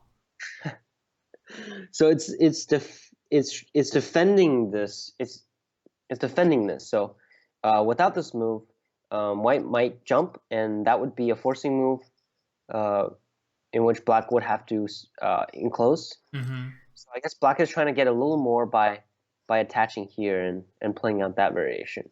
Okay. But I guess this exchange. Um, my take from this is that this is Ke Jie's test to see what AlphaGo thinks about the game. And since AlphaGo again played a very safe response, I think AlphaGo is pretty content with the game situation right now. Okay. So eventually, White does have to come back and defend this corner, right? Yep. After whatever exchanges. Yep. So he chose like a more offensive way of defending, if you will. So after this clamp, there he's putting more agi in Black center. But that's really minimal agi compared to how thick Black is. Hmm. So after some forcing moves on the corner, Black finally goes back and takes the side. So now I think after a few moves we will be caught up, and then we can finally judge. So, but without even counting, I'm sure we all know sort of what the situation is, right? Because we see Ke Jie playing these moves that are sort of that are sort of moves we would see in teaching style games, where he's trying to when you're trying to bully like a lower level player who um, so you're trying to be really aggressive but so that's sort of like a telltale sign that Hmm. White is not doing so well. Oh my. So this seems aggressive. Hmm.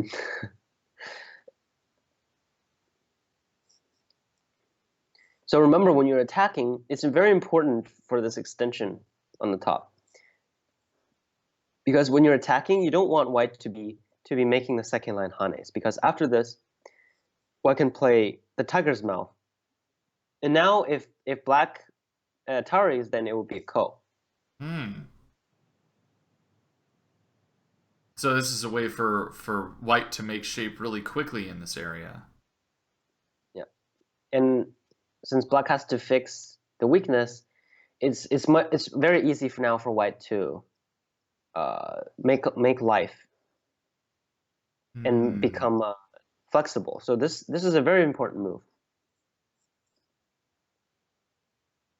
Okay, so we have this wedge, and this is Black has to Atari from the top because um, remember when for this wedge, Black can only Atari on the third line if Black has one of the ladders. In that by that I'm referring to if Black connects here, and if White Ataris, black can Black run. can save the stone. Okay. Yeah, and in this case, black cannot.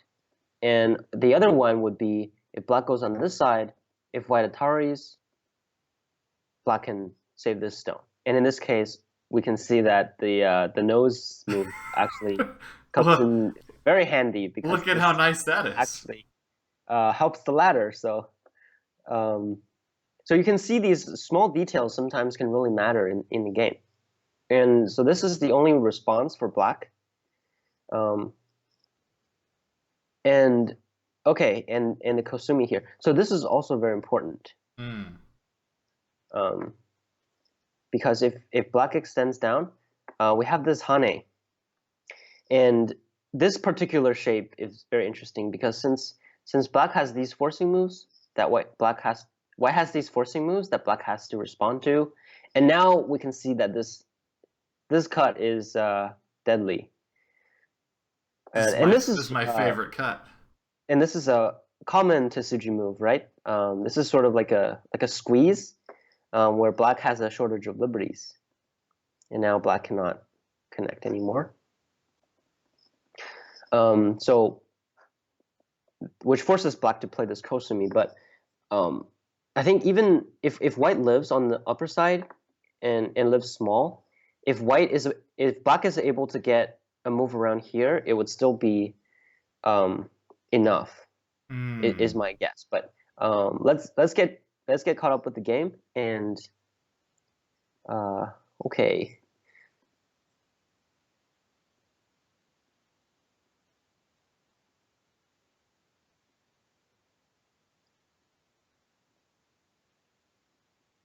Okay, and we are caught up.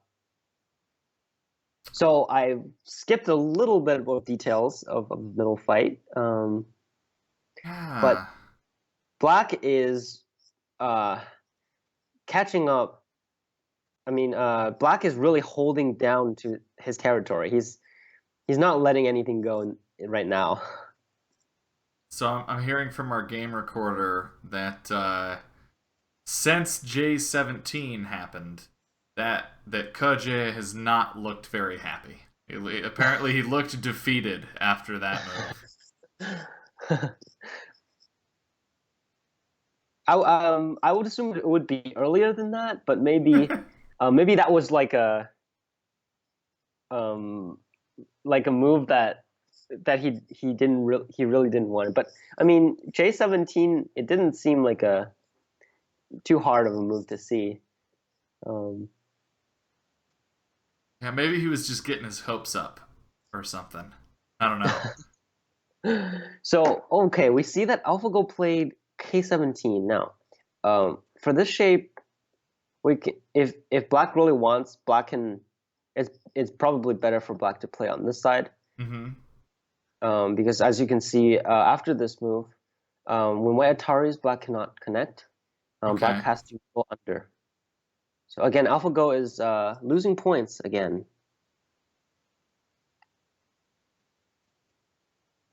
After white makes the capture, black will Atari at G18, and then white has to spend a move in the middle at the K11 area to capture the two stones,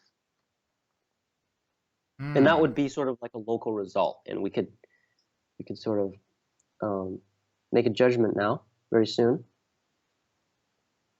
But black got a pretty good amount of territory on the upper side still, even after the losing the two stones in the center. Yeah, that seems pretty big.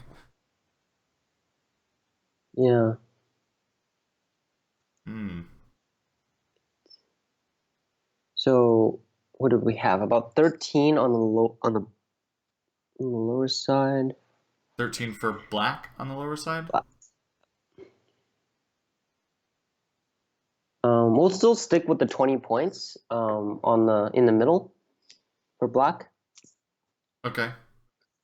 Um, but black gained quite a bit of points on top.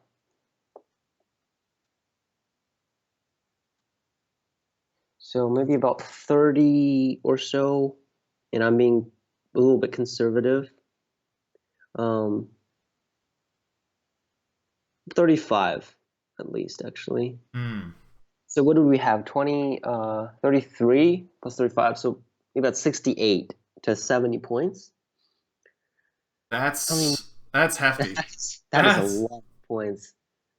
So we said 25 for white on the right. yeah. So white gained some points in the center.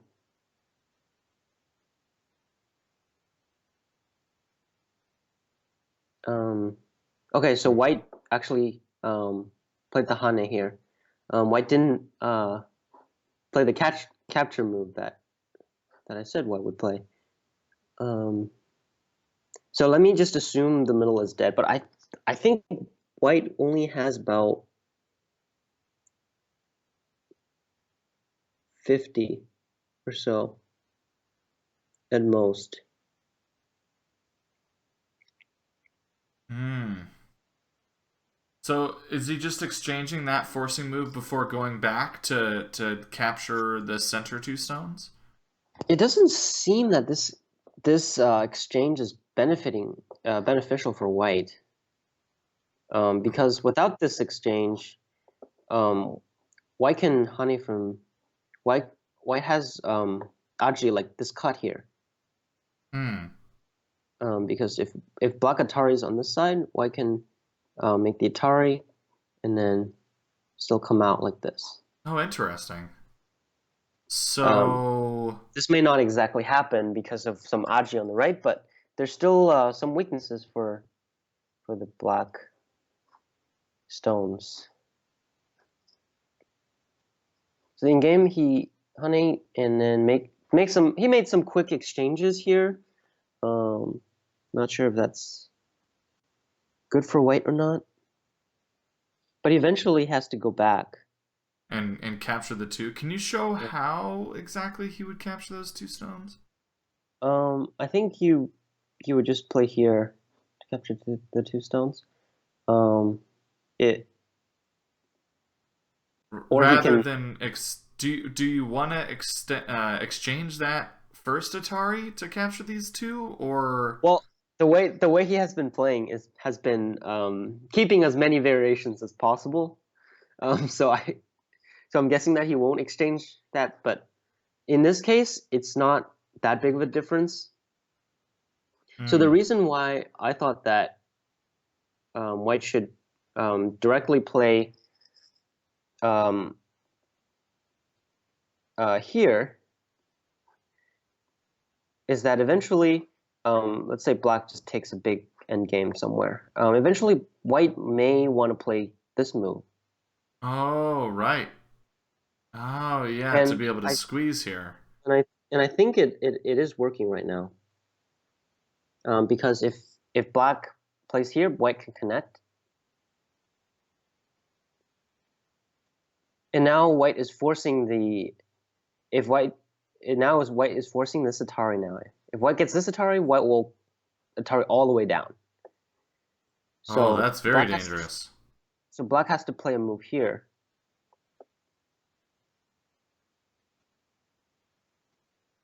And now white can just do a squeeze, like something like this.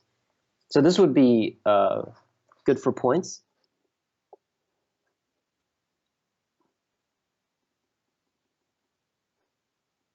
Hmm. Um, okay, so he made this jump, and now this after this, there's definitely um, no more. I definitely have to assume that there's no more Aji because white just spent so many moves just to capture these two stones on the right. Also, this is threatening the black group because even though it's a very long group, there's no distinct eye shape. So, So do you expect that Black's gonna try to connect on the bottom some? Oh yeah, here it is. yep, yeah, here it is. So, yeah, I think black is ahead by enough now to be pretty safe.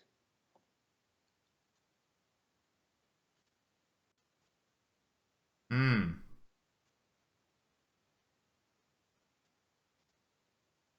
Okay, so now he's saying a very big endgame move. This move is huge.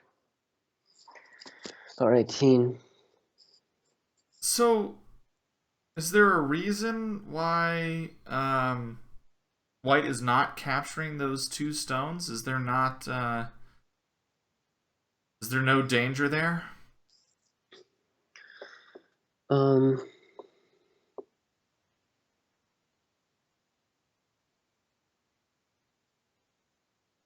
I guess it's not the biggest point on the board. When the local move for black would be to play Oh, here. hold on. We're getting robot noises. 1 second. It figures as soon as you start talking, we'll give it just a second and see if we can sort it out. Just a moment. We'll be right back.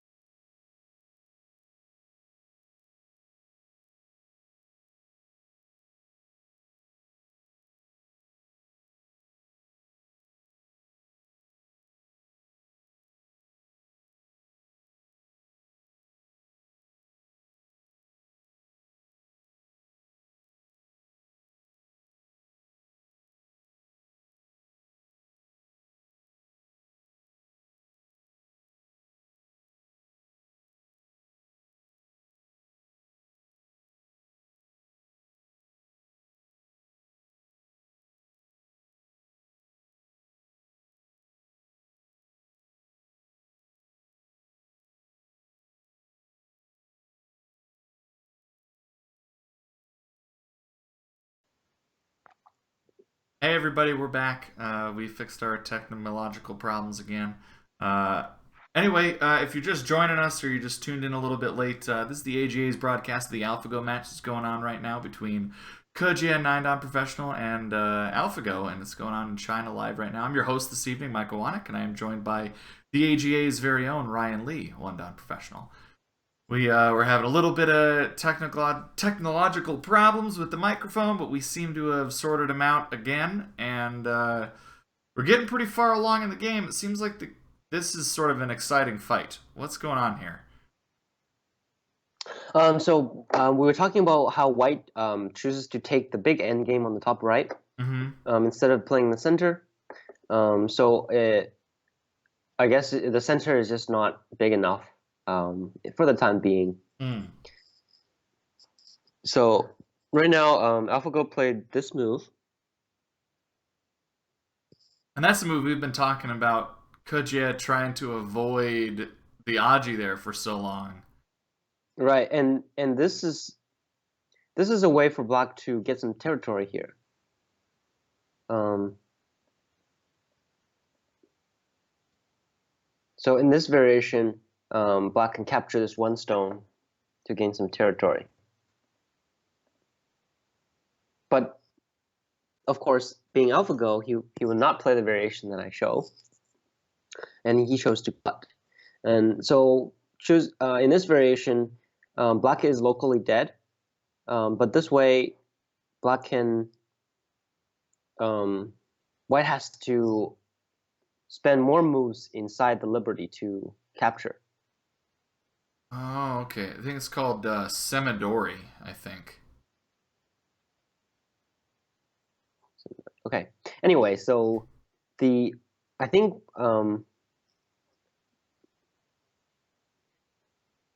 Okay, so black pushed there. Locally, um, if black just makes some exchanges here Mm-hmm. and plays this move, it's locally a little bit tricky for white to kill Why because is when white that? extends down, there's a possibility for black to make a ko. Oh, that's annoying. Yeah, but white has quite some more liberties than black, so this would be a one-step ko. So which means that white gets to take first, but white can play a move somewhere else, and black has to spend another move locally for it to be a direct ko that we're familiar with. But of course, I don't think black will play this because black is ahead. So So won't risk the additional complications. mhm.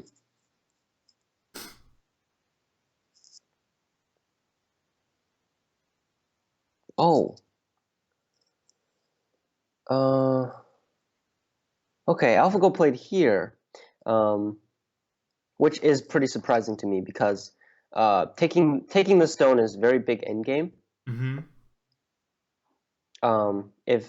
If black doesn't do any exchanges, black can Atari and take this stone, and after this, uh, if white plays somewhere else, then black can make this exchange, and this is also Sente. Oh, so that's a lot then. It's a lot Yeah, of endgame that black gets to but the play. problem with this variation is that it's not Sente for black. So so this would be very low priority in the In the reducing endgame. variation part. I see. Uh, so I think that's yeah. I'm not going to evaluate the endgames moves now since um, AlphaGo probably thinks he's very ahead.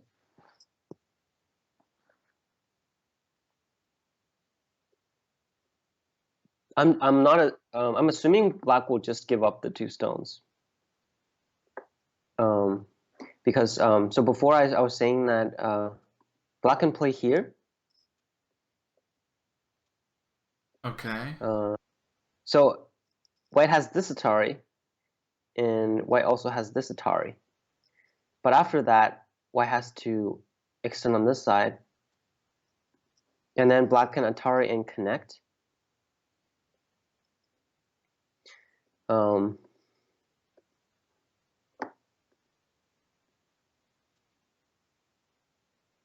Wow, that's pretty complicated. oh, I think this is not. This is actually not working for black.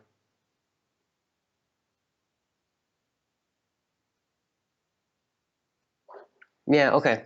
So that's why white didn't fix because black actually can't do anything in the center.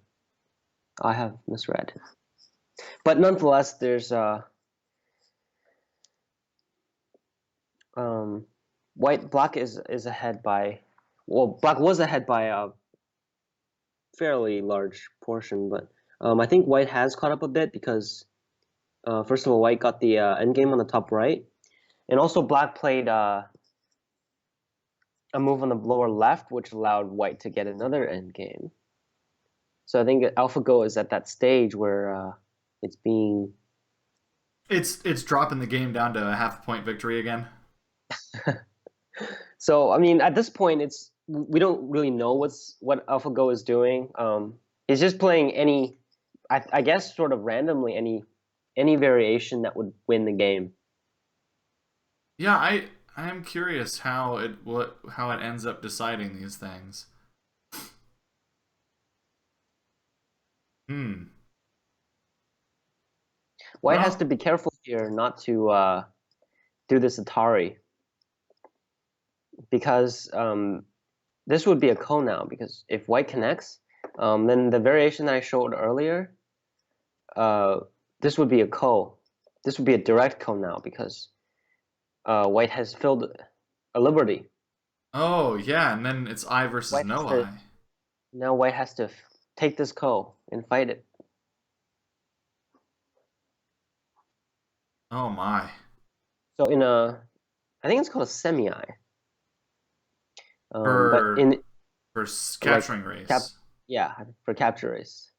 So in a capture race, it's very important to in the end game not to make these mistakes because that would be very deadly. Because for a ko, remember your opponent can spend 2 moves in a row at some The location. the one step ko, right? No, that was a direct ko, the one I Oh showed. yeah, yeah, okay. But in the okay.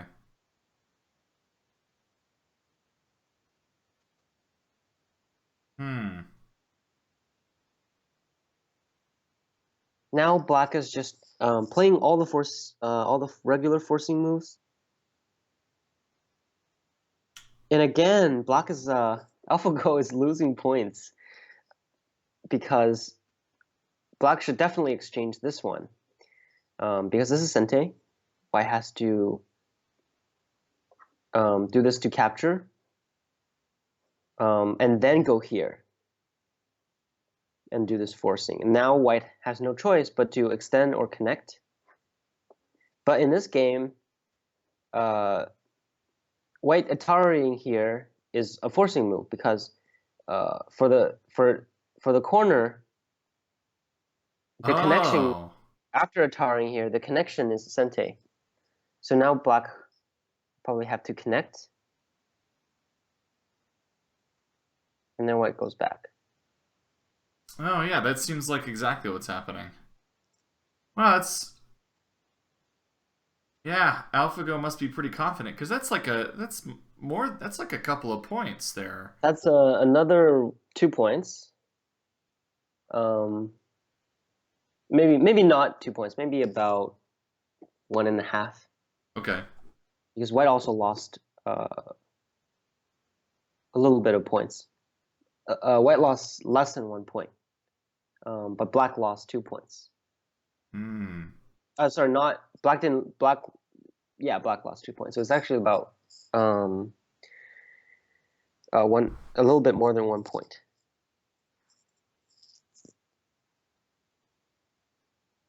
Hmm. It also seems like it's basically free.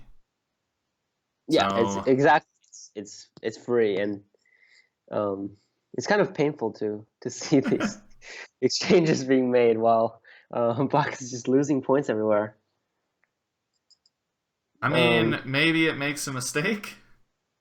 Maybe it but loses. again, Maybe it's even more painful for Ke Jie right now because he knows at this point that AlphaGo knows he's ahead, and he knows very well that. yeah. I'm sure Um, Ke Jie has an exact number probably. So I um, wonder. but a reducing number. Yeah, that's true. So I wonder. Maybe he's hoping AlphaGo makes a mistake at the last possible moment. Well, I mean, for endgame, for pros, maybe like the last 30 moves should be pretty obvious. Hmm. So it's very common for pros to or expected to not make any mistakes in the last 30 moves of endgame. But I mean, for AlphaGo, I don't think it's. I mean, in endgame, there's not even that many variations to read, Right. so Right. Well, and it would be I think it's less probably got to chance. be sort of weird to play against. Because how do you read the end game when you don't have any idea what AlphaGo's going to play? Right, right. So especially, well, I assume that when AlphaGo is behind or the game is about even, it will not make any mistakes. Probably. Yeah. So black blocking on the left side, it is a forcing move um, on white, and then white is choosing to play a sente move before going back to live. Hmm. So this is a living shape. White has now 3 points here. Um, so I counted about before I counted about 6 points for white here, but now white only has three. But also black, I also counted eight in here for black, but black Mm-hmm. only has five. So actually, the count before it was extremely accurate, surprisingly. A flexible count. Oh, okay. So this connection also loses about uh, 1/3 of a point. 1/3 of a point. Yeah. That's awfully specific. The reason for that is that when white plays this move, this is a ko. Mm-hmm. So black went from 1 point to 2/3 of a point because black has the ko. So a ko is three moves in total. Okay. And And I mean by like, so if we only look at this ko, white needs to spend two moves to connect all the way back, all the way around this corner. mm-hmm. But what black only needs one move. So the so we can see this as white playing somewhere else and black taking this. So the player who has the ko has the 2/3 of a point, and the other player has the 1/3 of the point. Okay. All right. Tracking. So he So they lost a need to little make bit.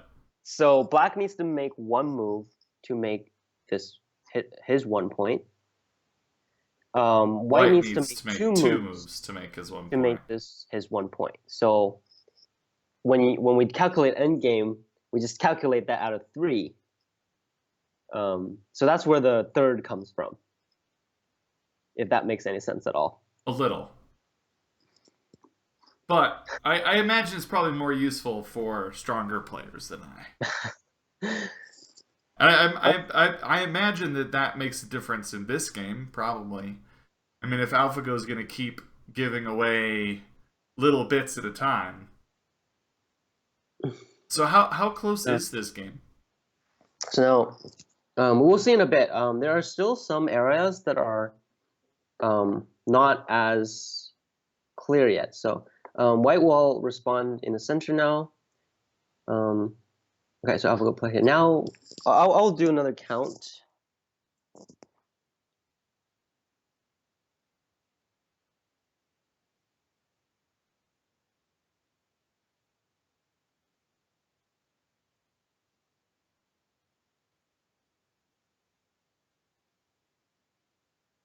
Oh, so black has 63. That was oh, actually a bit more than that. I didn't count those. It's about 65. Okay. Um, right side.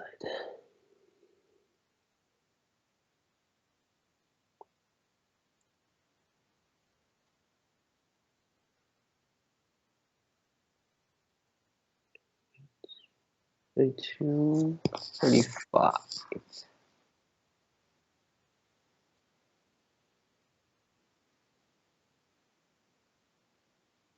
So white has about 50, almost exactly 50. So Hmm. um, yeah. So it's still about 15 points on the board. So it's a little closer than before now. But it's white's move now. So it's actually a lot closer than before. Before it was black to play and 20 points on board. And now it's white to play in about 15. And then, so it's a 7.5 Comey. So white needs to close 7.5 points with his next move. Seems pretty unlikely. I would assume that this is. I mean, for any professional that right now it would be um, to play black. It would be impossible for white to win, no matter who plays white. So the top right, black didn't play a move here, even though usually we don't want white to be playing the monkey jump. Um, Right. but for this case, since white has all these Ataris, uh, this this monkey jump has much lesser value. Oh, because he has to keep connecting all of this Hmm. stuff together. So white has to connect 4 times in the previous variation that I showed. So all of these have to be connected. Oh, so he doesn't even. Those outside stones don't even get to live, Yeah, no matter what. yeah, exactly. So actually, in the So that's why he pushed, it looks like. yeah, so this for white to play the monkey jump is actually not beneficial because in this sequence the 2 stones are actually dead. Oops.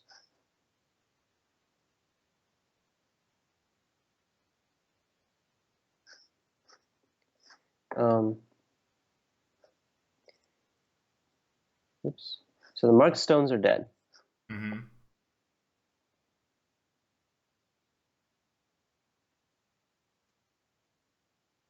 So this is the point that we are at right now. So the better endgame move for white is just to push and honey.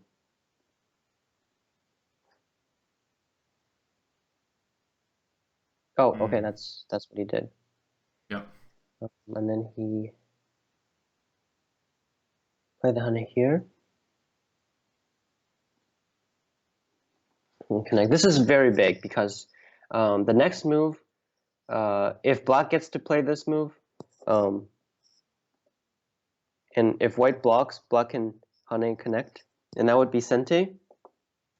And white has to spend another move.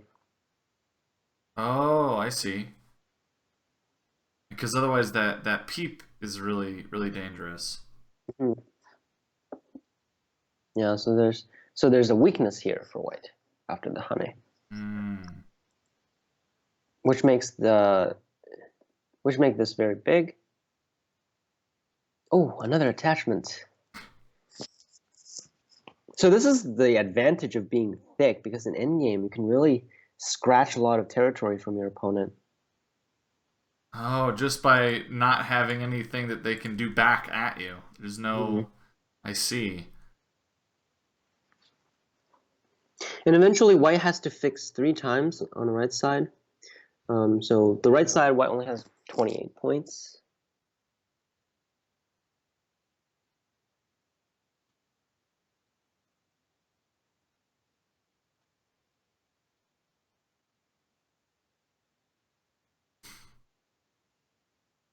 Yeah. So what do you It's really think? hard to say what went wrong in this game. I'm thinking about really what went wrong because it seems that after this G5 move, it black was in control. So maybe that peep ended up being just too But much. it had to be earlier than that because if white didn't peep and just took the corner, these 2 stones would have been in an equally bad position. Hmm. Well, I mean, I don't know if you watched game Youngwon's game one commentary, but he said that Ke Jie lost when he played 3-3. So we could just go back to the opening, and you could be like, "Well, this is not good enough. Just pick move like 8 or 9, and Yeah, well, yeah, for the first game, I think a lot of pros did say that the 3-3 was seemed pretty bad for black, but maybe it was because of the variation that he chose. oh, That maybe, gave white the influence, and then the corner was quite small, so that was sort of like a deficit very early on.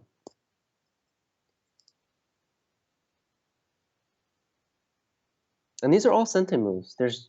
It seems like these moves white has no has no other choice. There's no there's nothing else he can play. He has to respond to that. And this is also a forcing move. White has to capture now. yeah, that's That's so black. I think this is pretty clearly AlphaGo simplifying at this point. Yeah. Just forcing move after forcing move.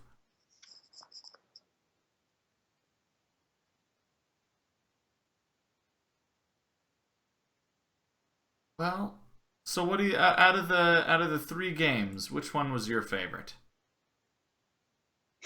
None of them. None of Well, if them. I had to pick, then the second one for sure. Yeah, I'm a big fan of the second one. I just thought it was so crazy. It's been a while since I've seen a game that was that bananas. I mean, It did seem um, that Ke Jie actually had a chance, and it was this was probably a little bit disappointing for him since he played yeah, such a good game all yeah. throughout, and he I think the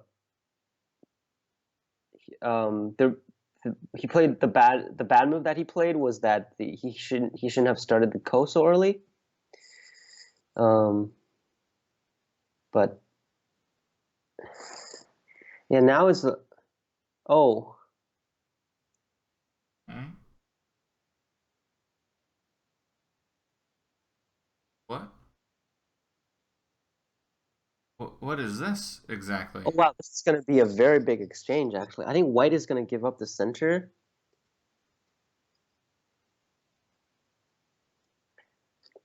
Now when if Black extends, White can extend an Atari and then get the middle stones back.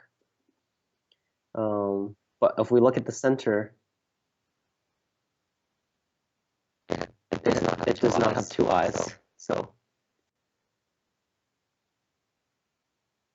Whoa. So now all of the counting is different?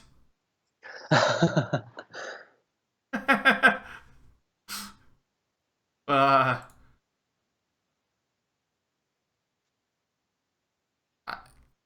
does this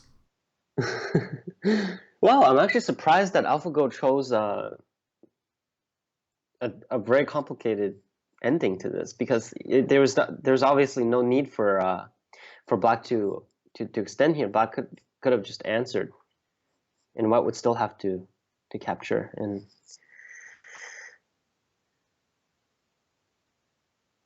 because this I think Black is not really aiming to Black is not really aiming to play this endgame move. So if Black plays somewhere else, then hmm.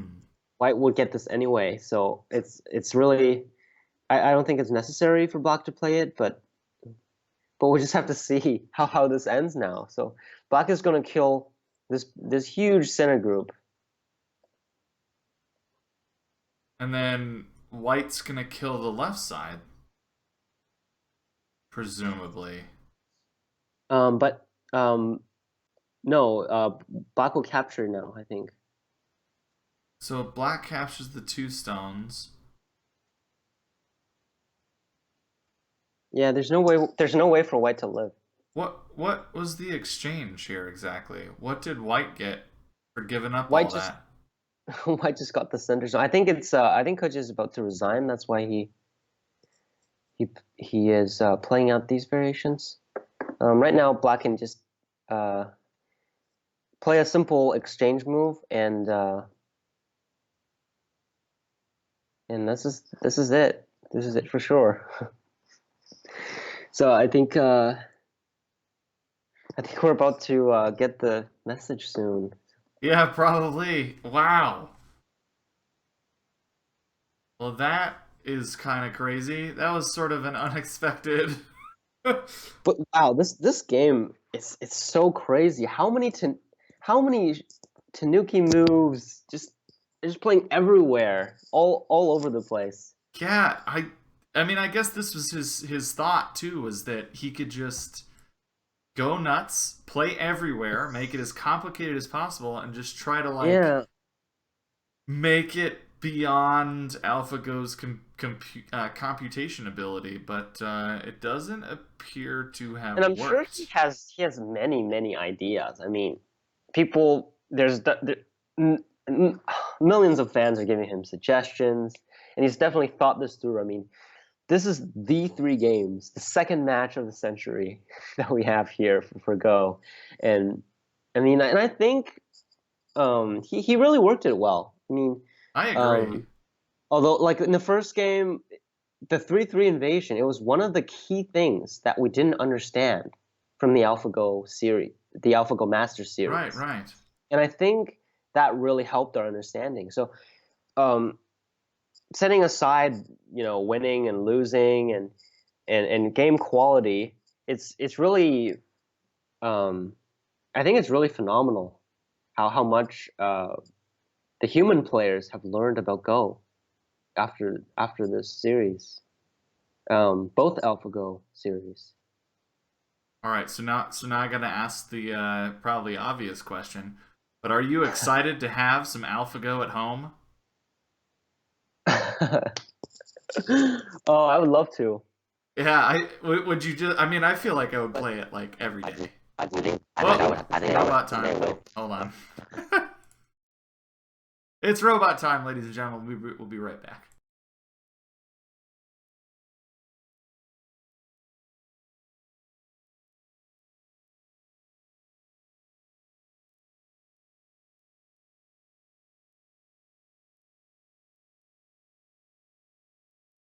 I We're think we're back. gonna have Robot time to. is over. So, so yeah, I feel like if I had AlphaGo at home, I would play it all the time. I mean, I probably wouldn't learn very much from it because it would probably just like play Slack moves all game because I'm playing Slack moves. But do you think you could use that in your own studies to help improve at the pro level? Not by myself, I think, because even for me, many of the AlphaGo moves are, I feel like, beyond my understanding. Mm-hmm.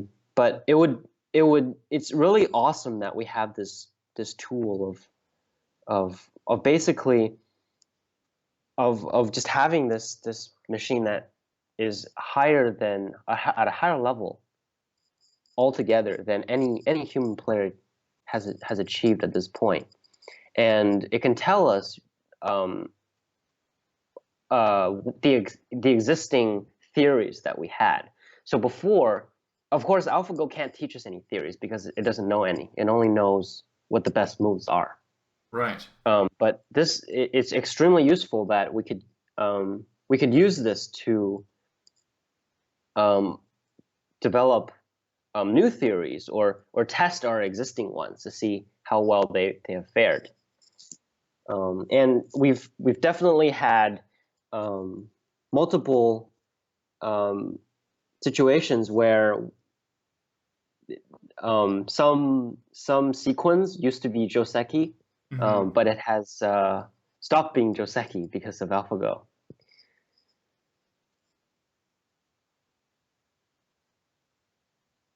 Oh man.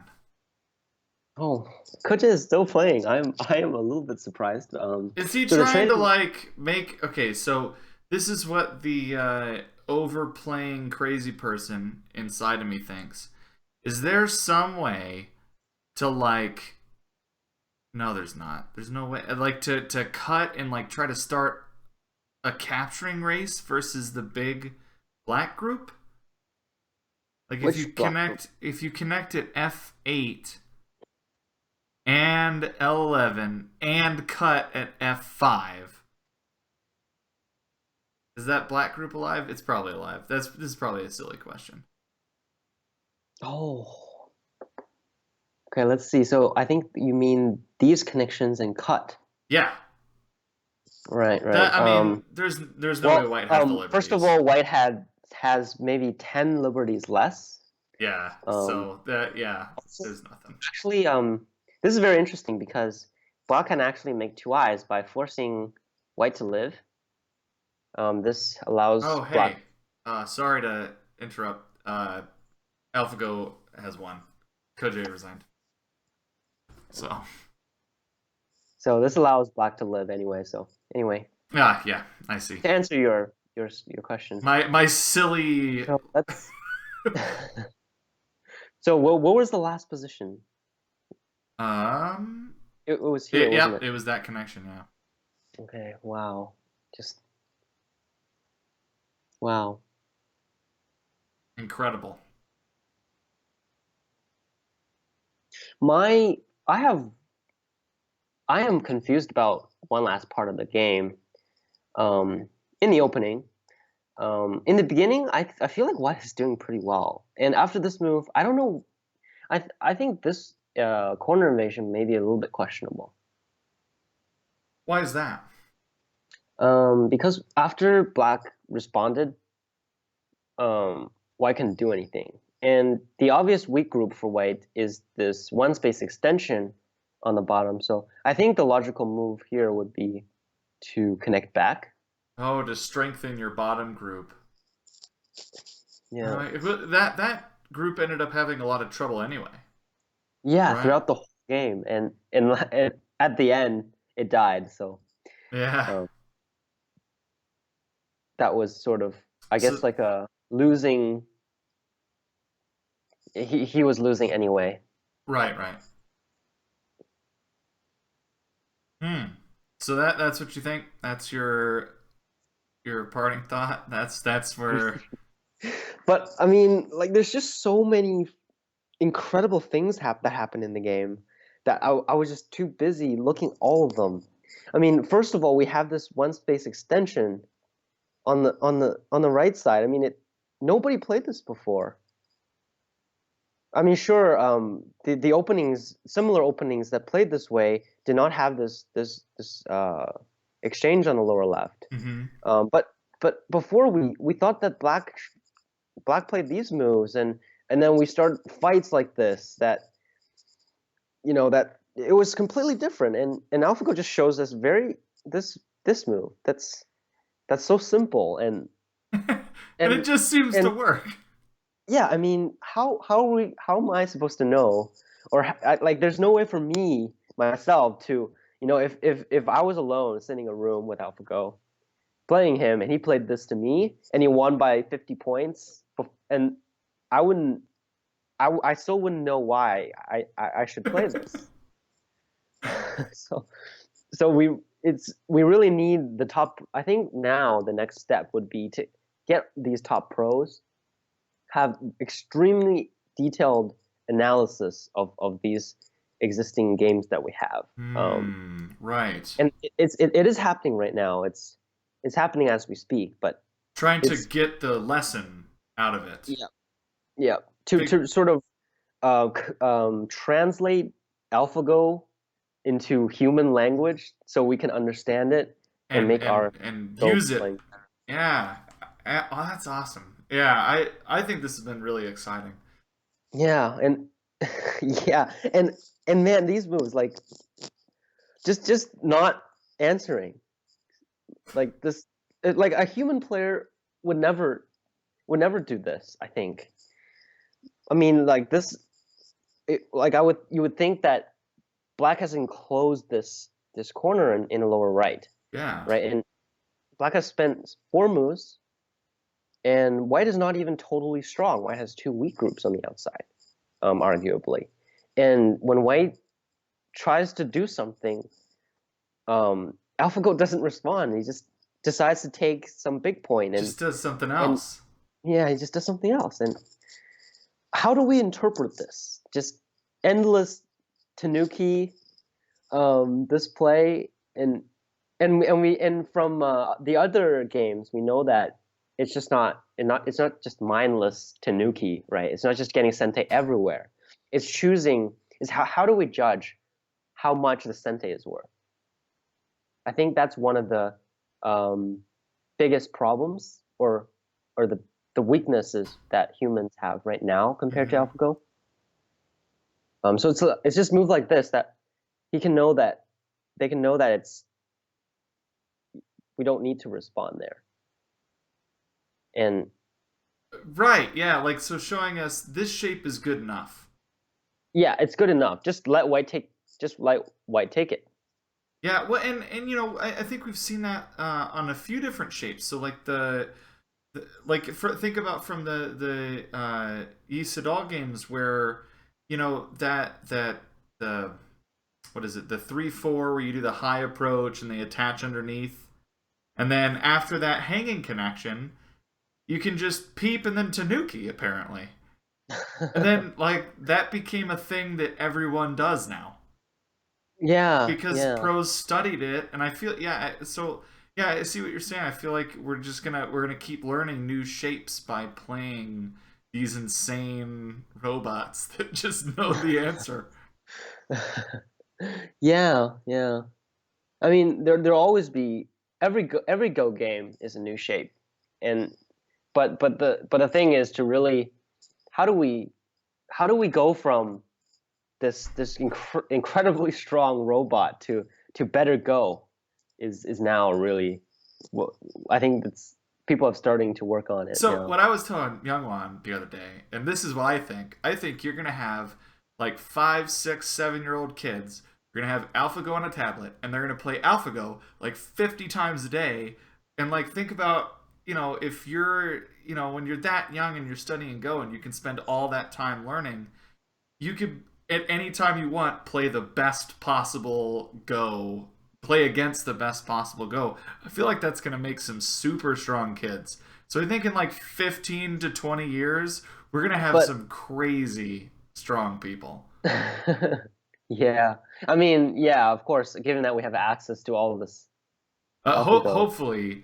Hopefully at the last press conference, they'll announce something, like maybe they'll give it out. I have no idea. I'm not read into anything. I'm just pure speculation on my point.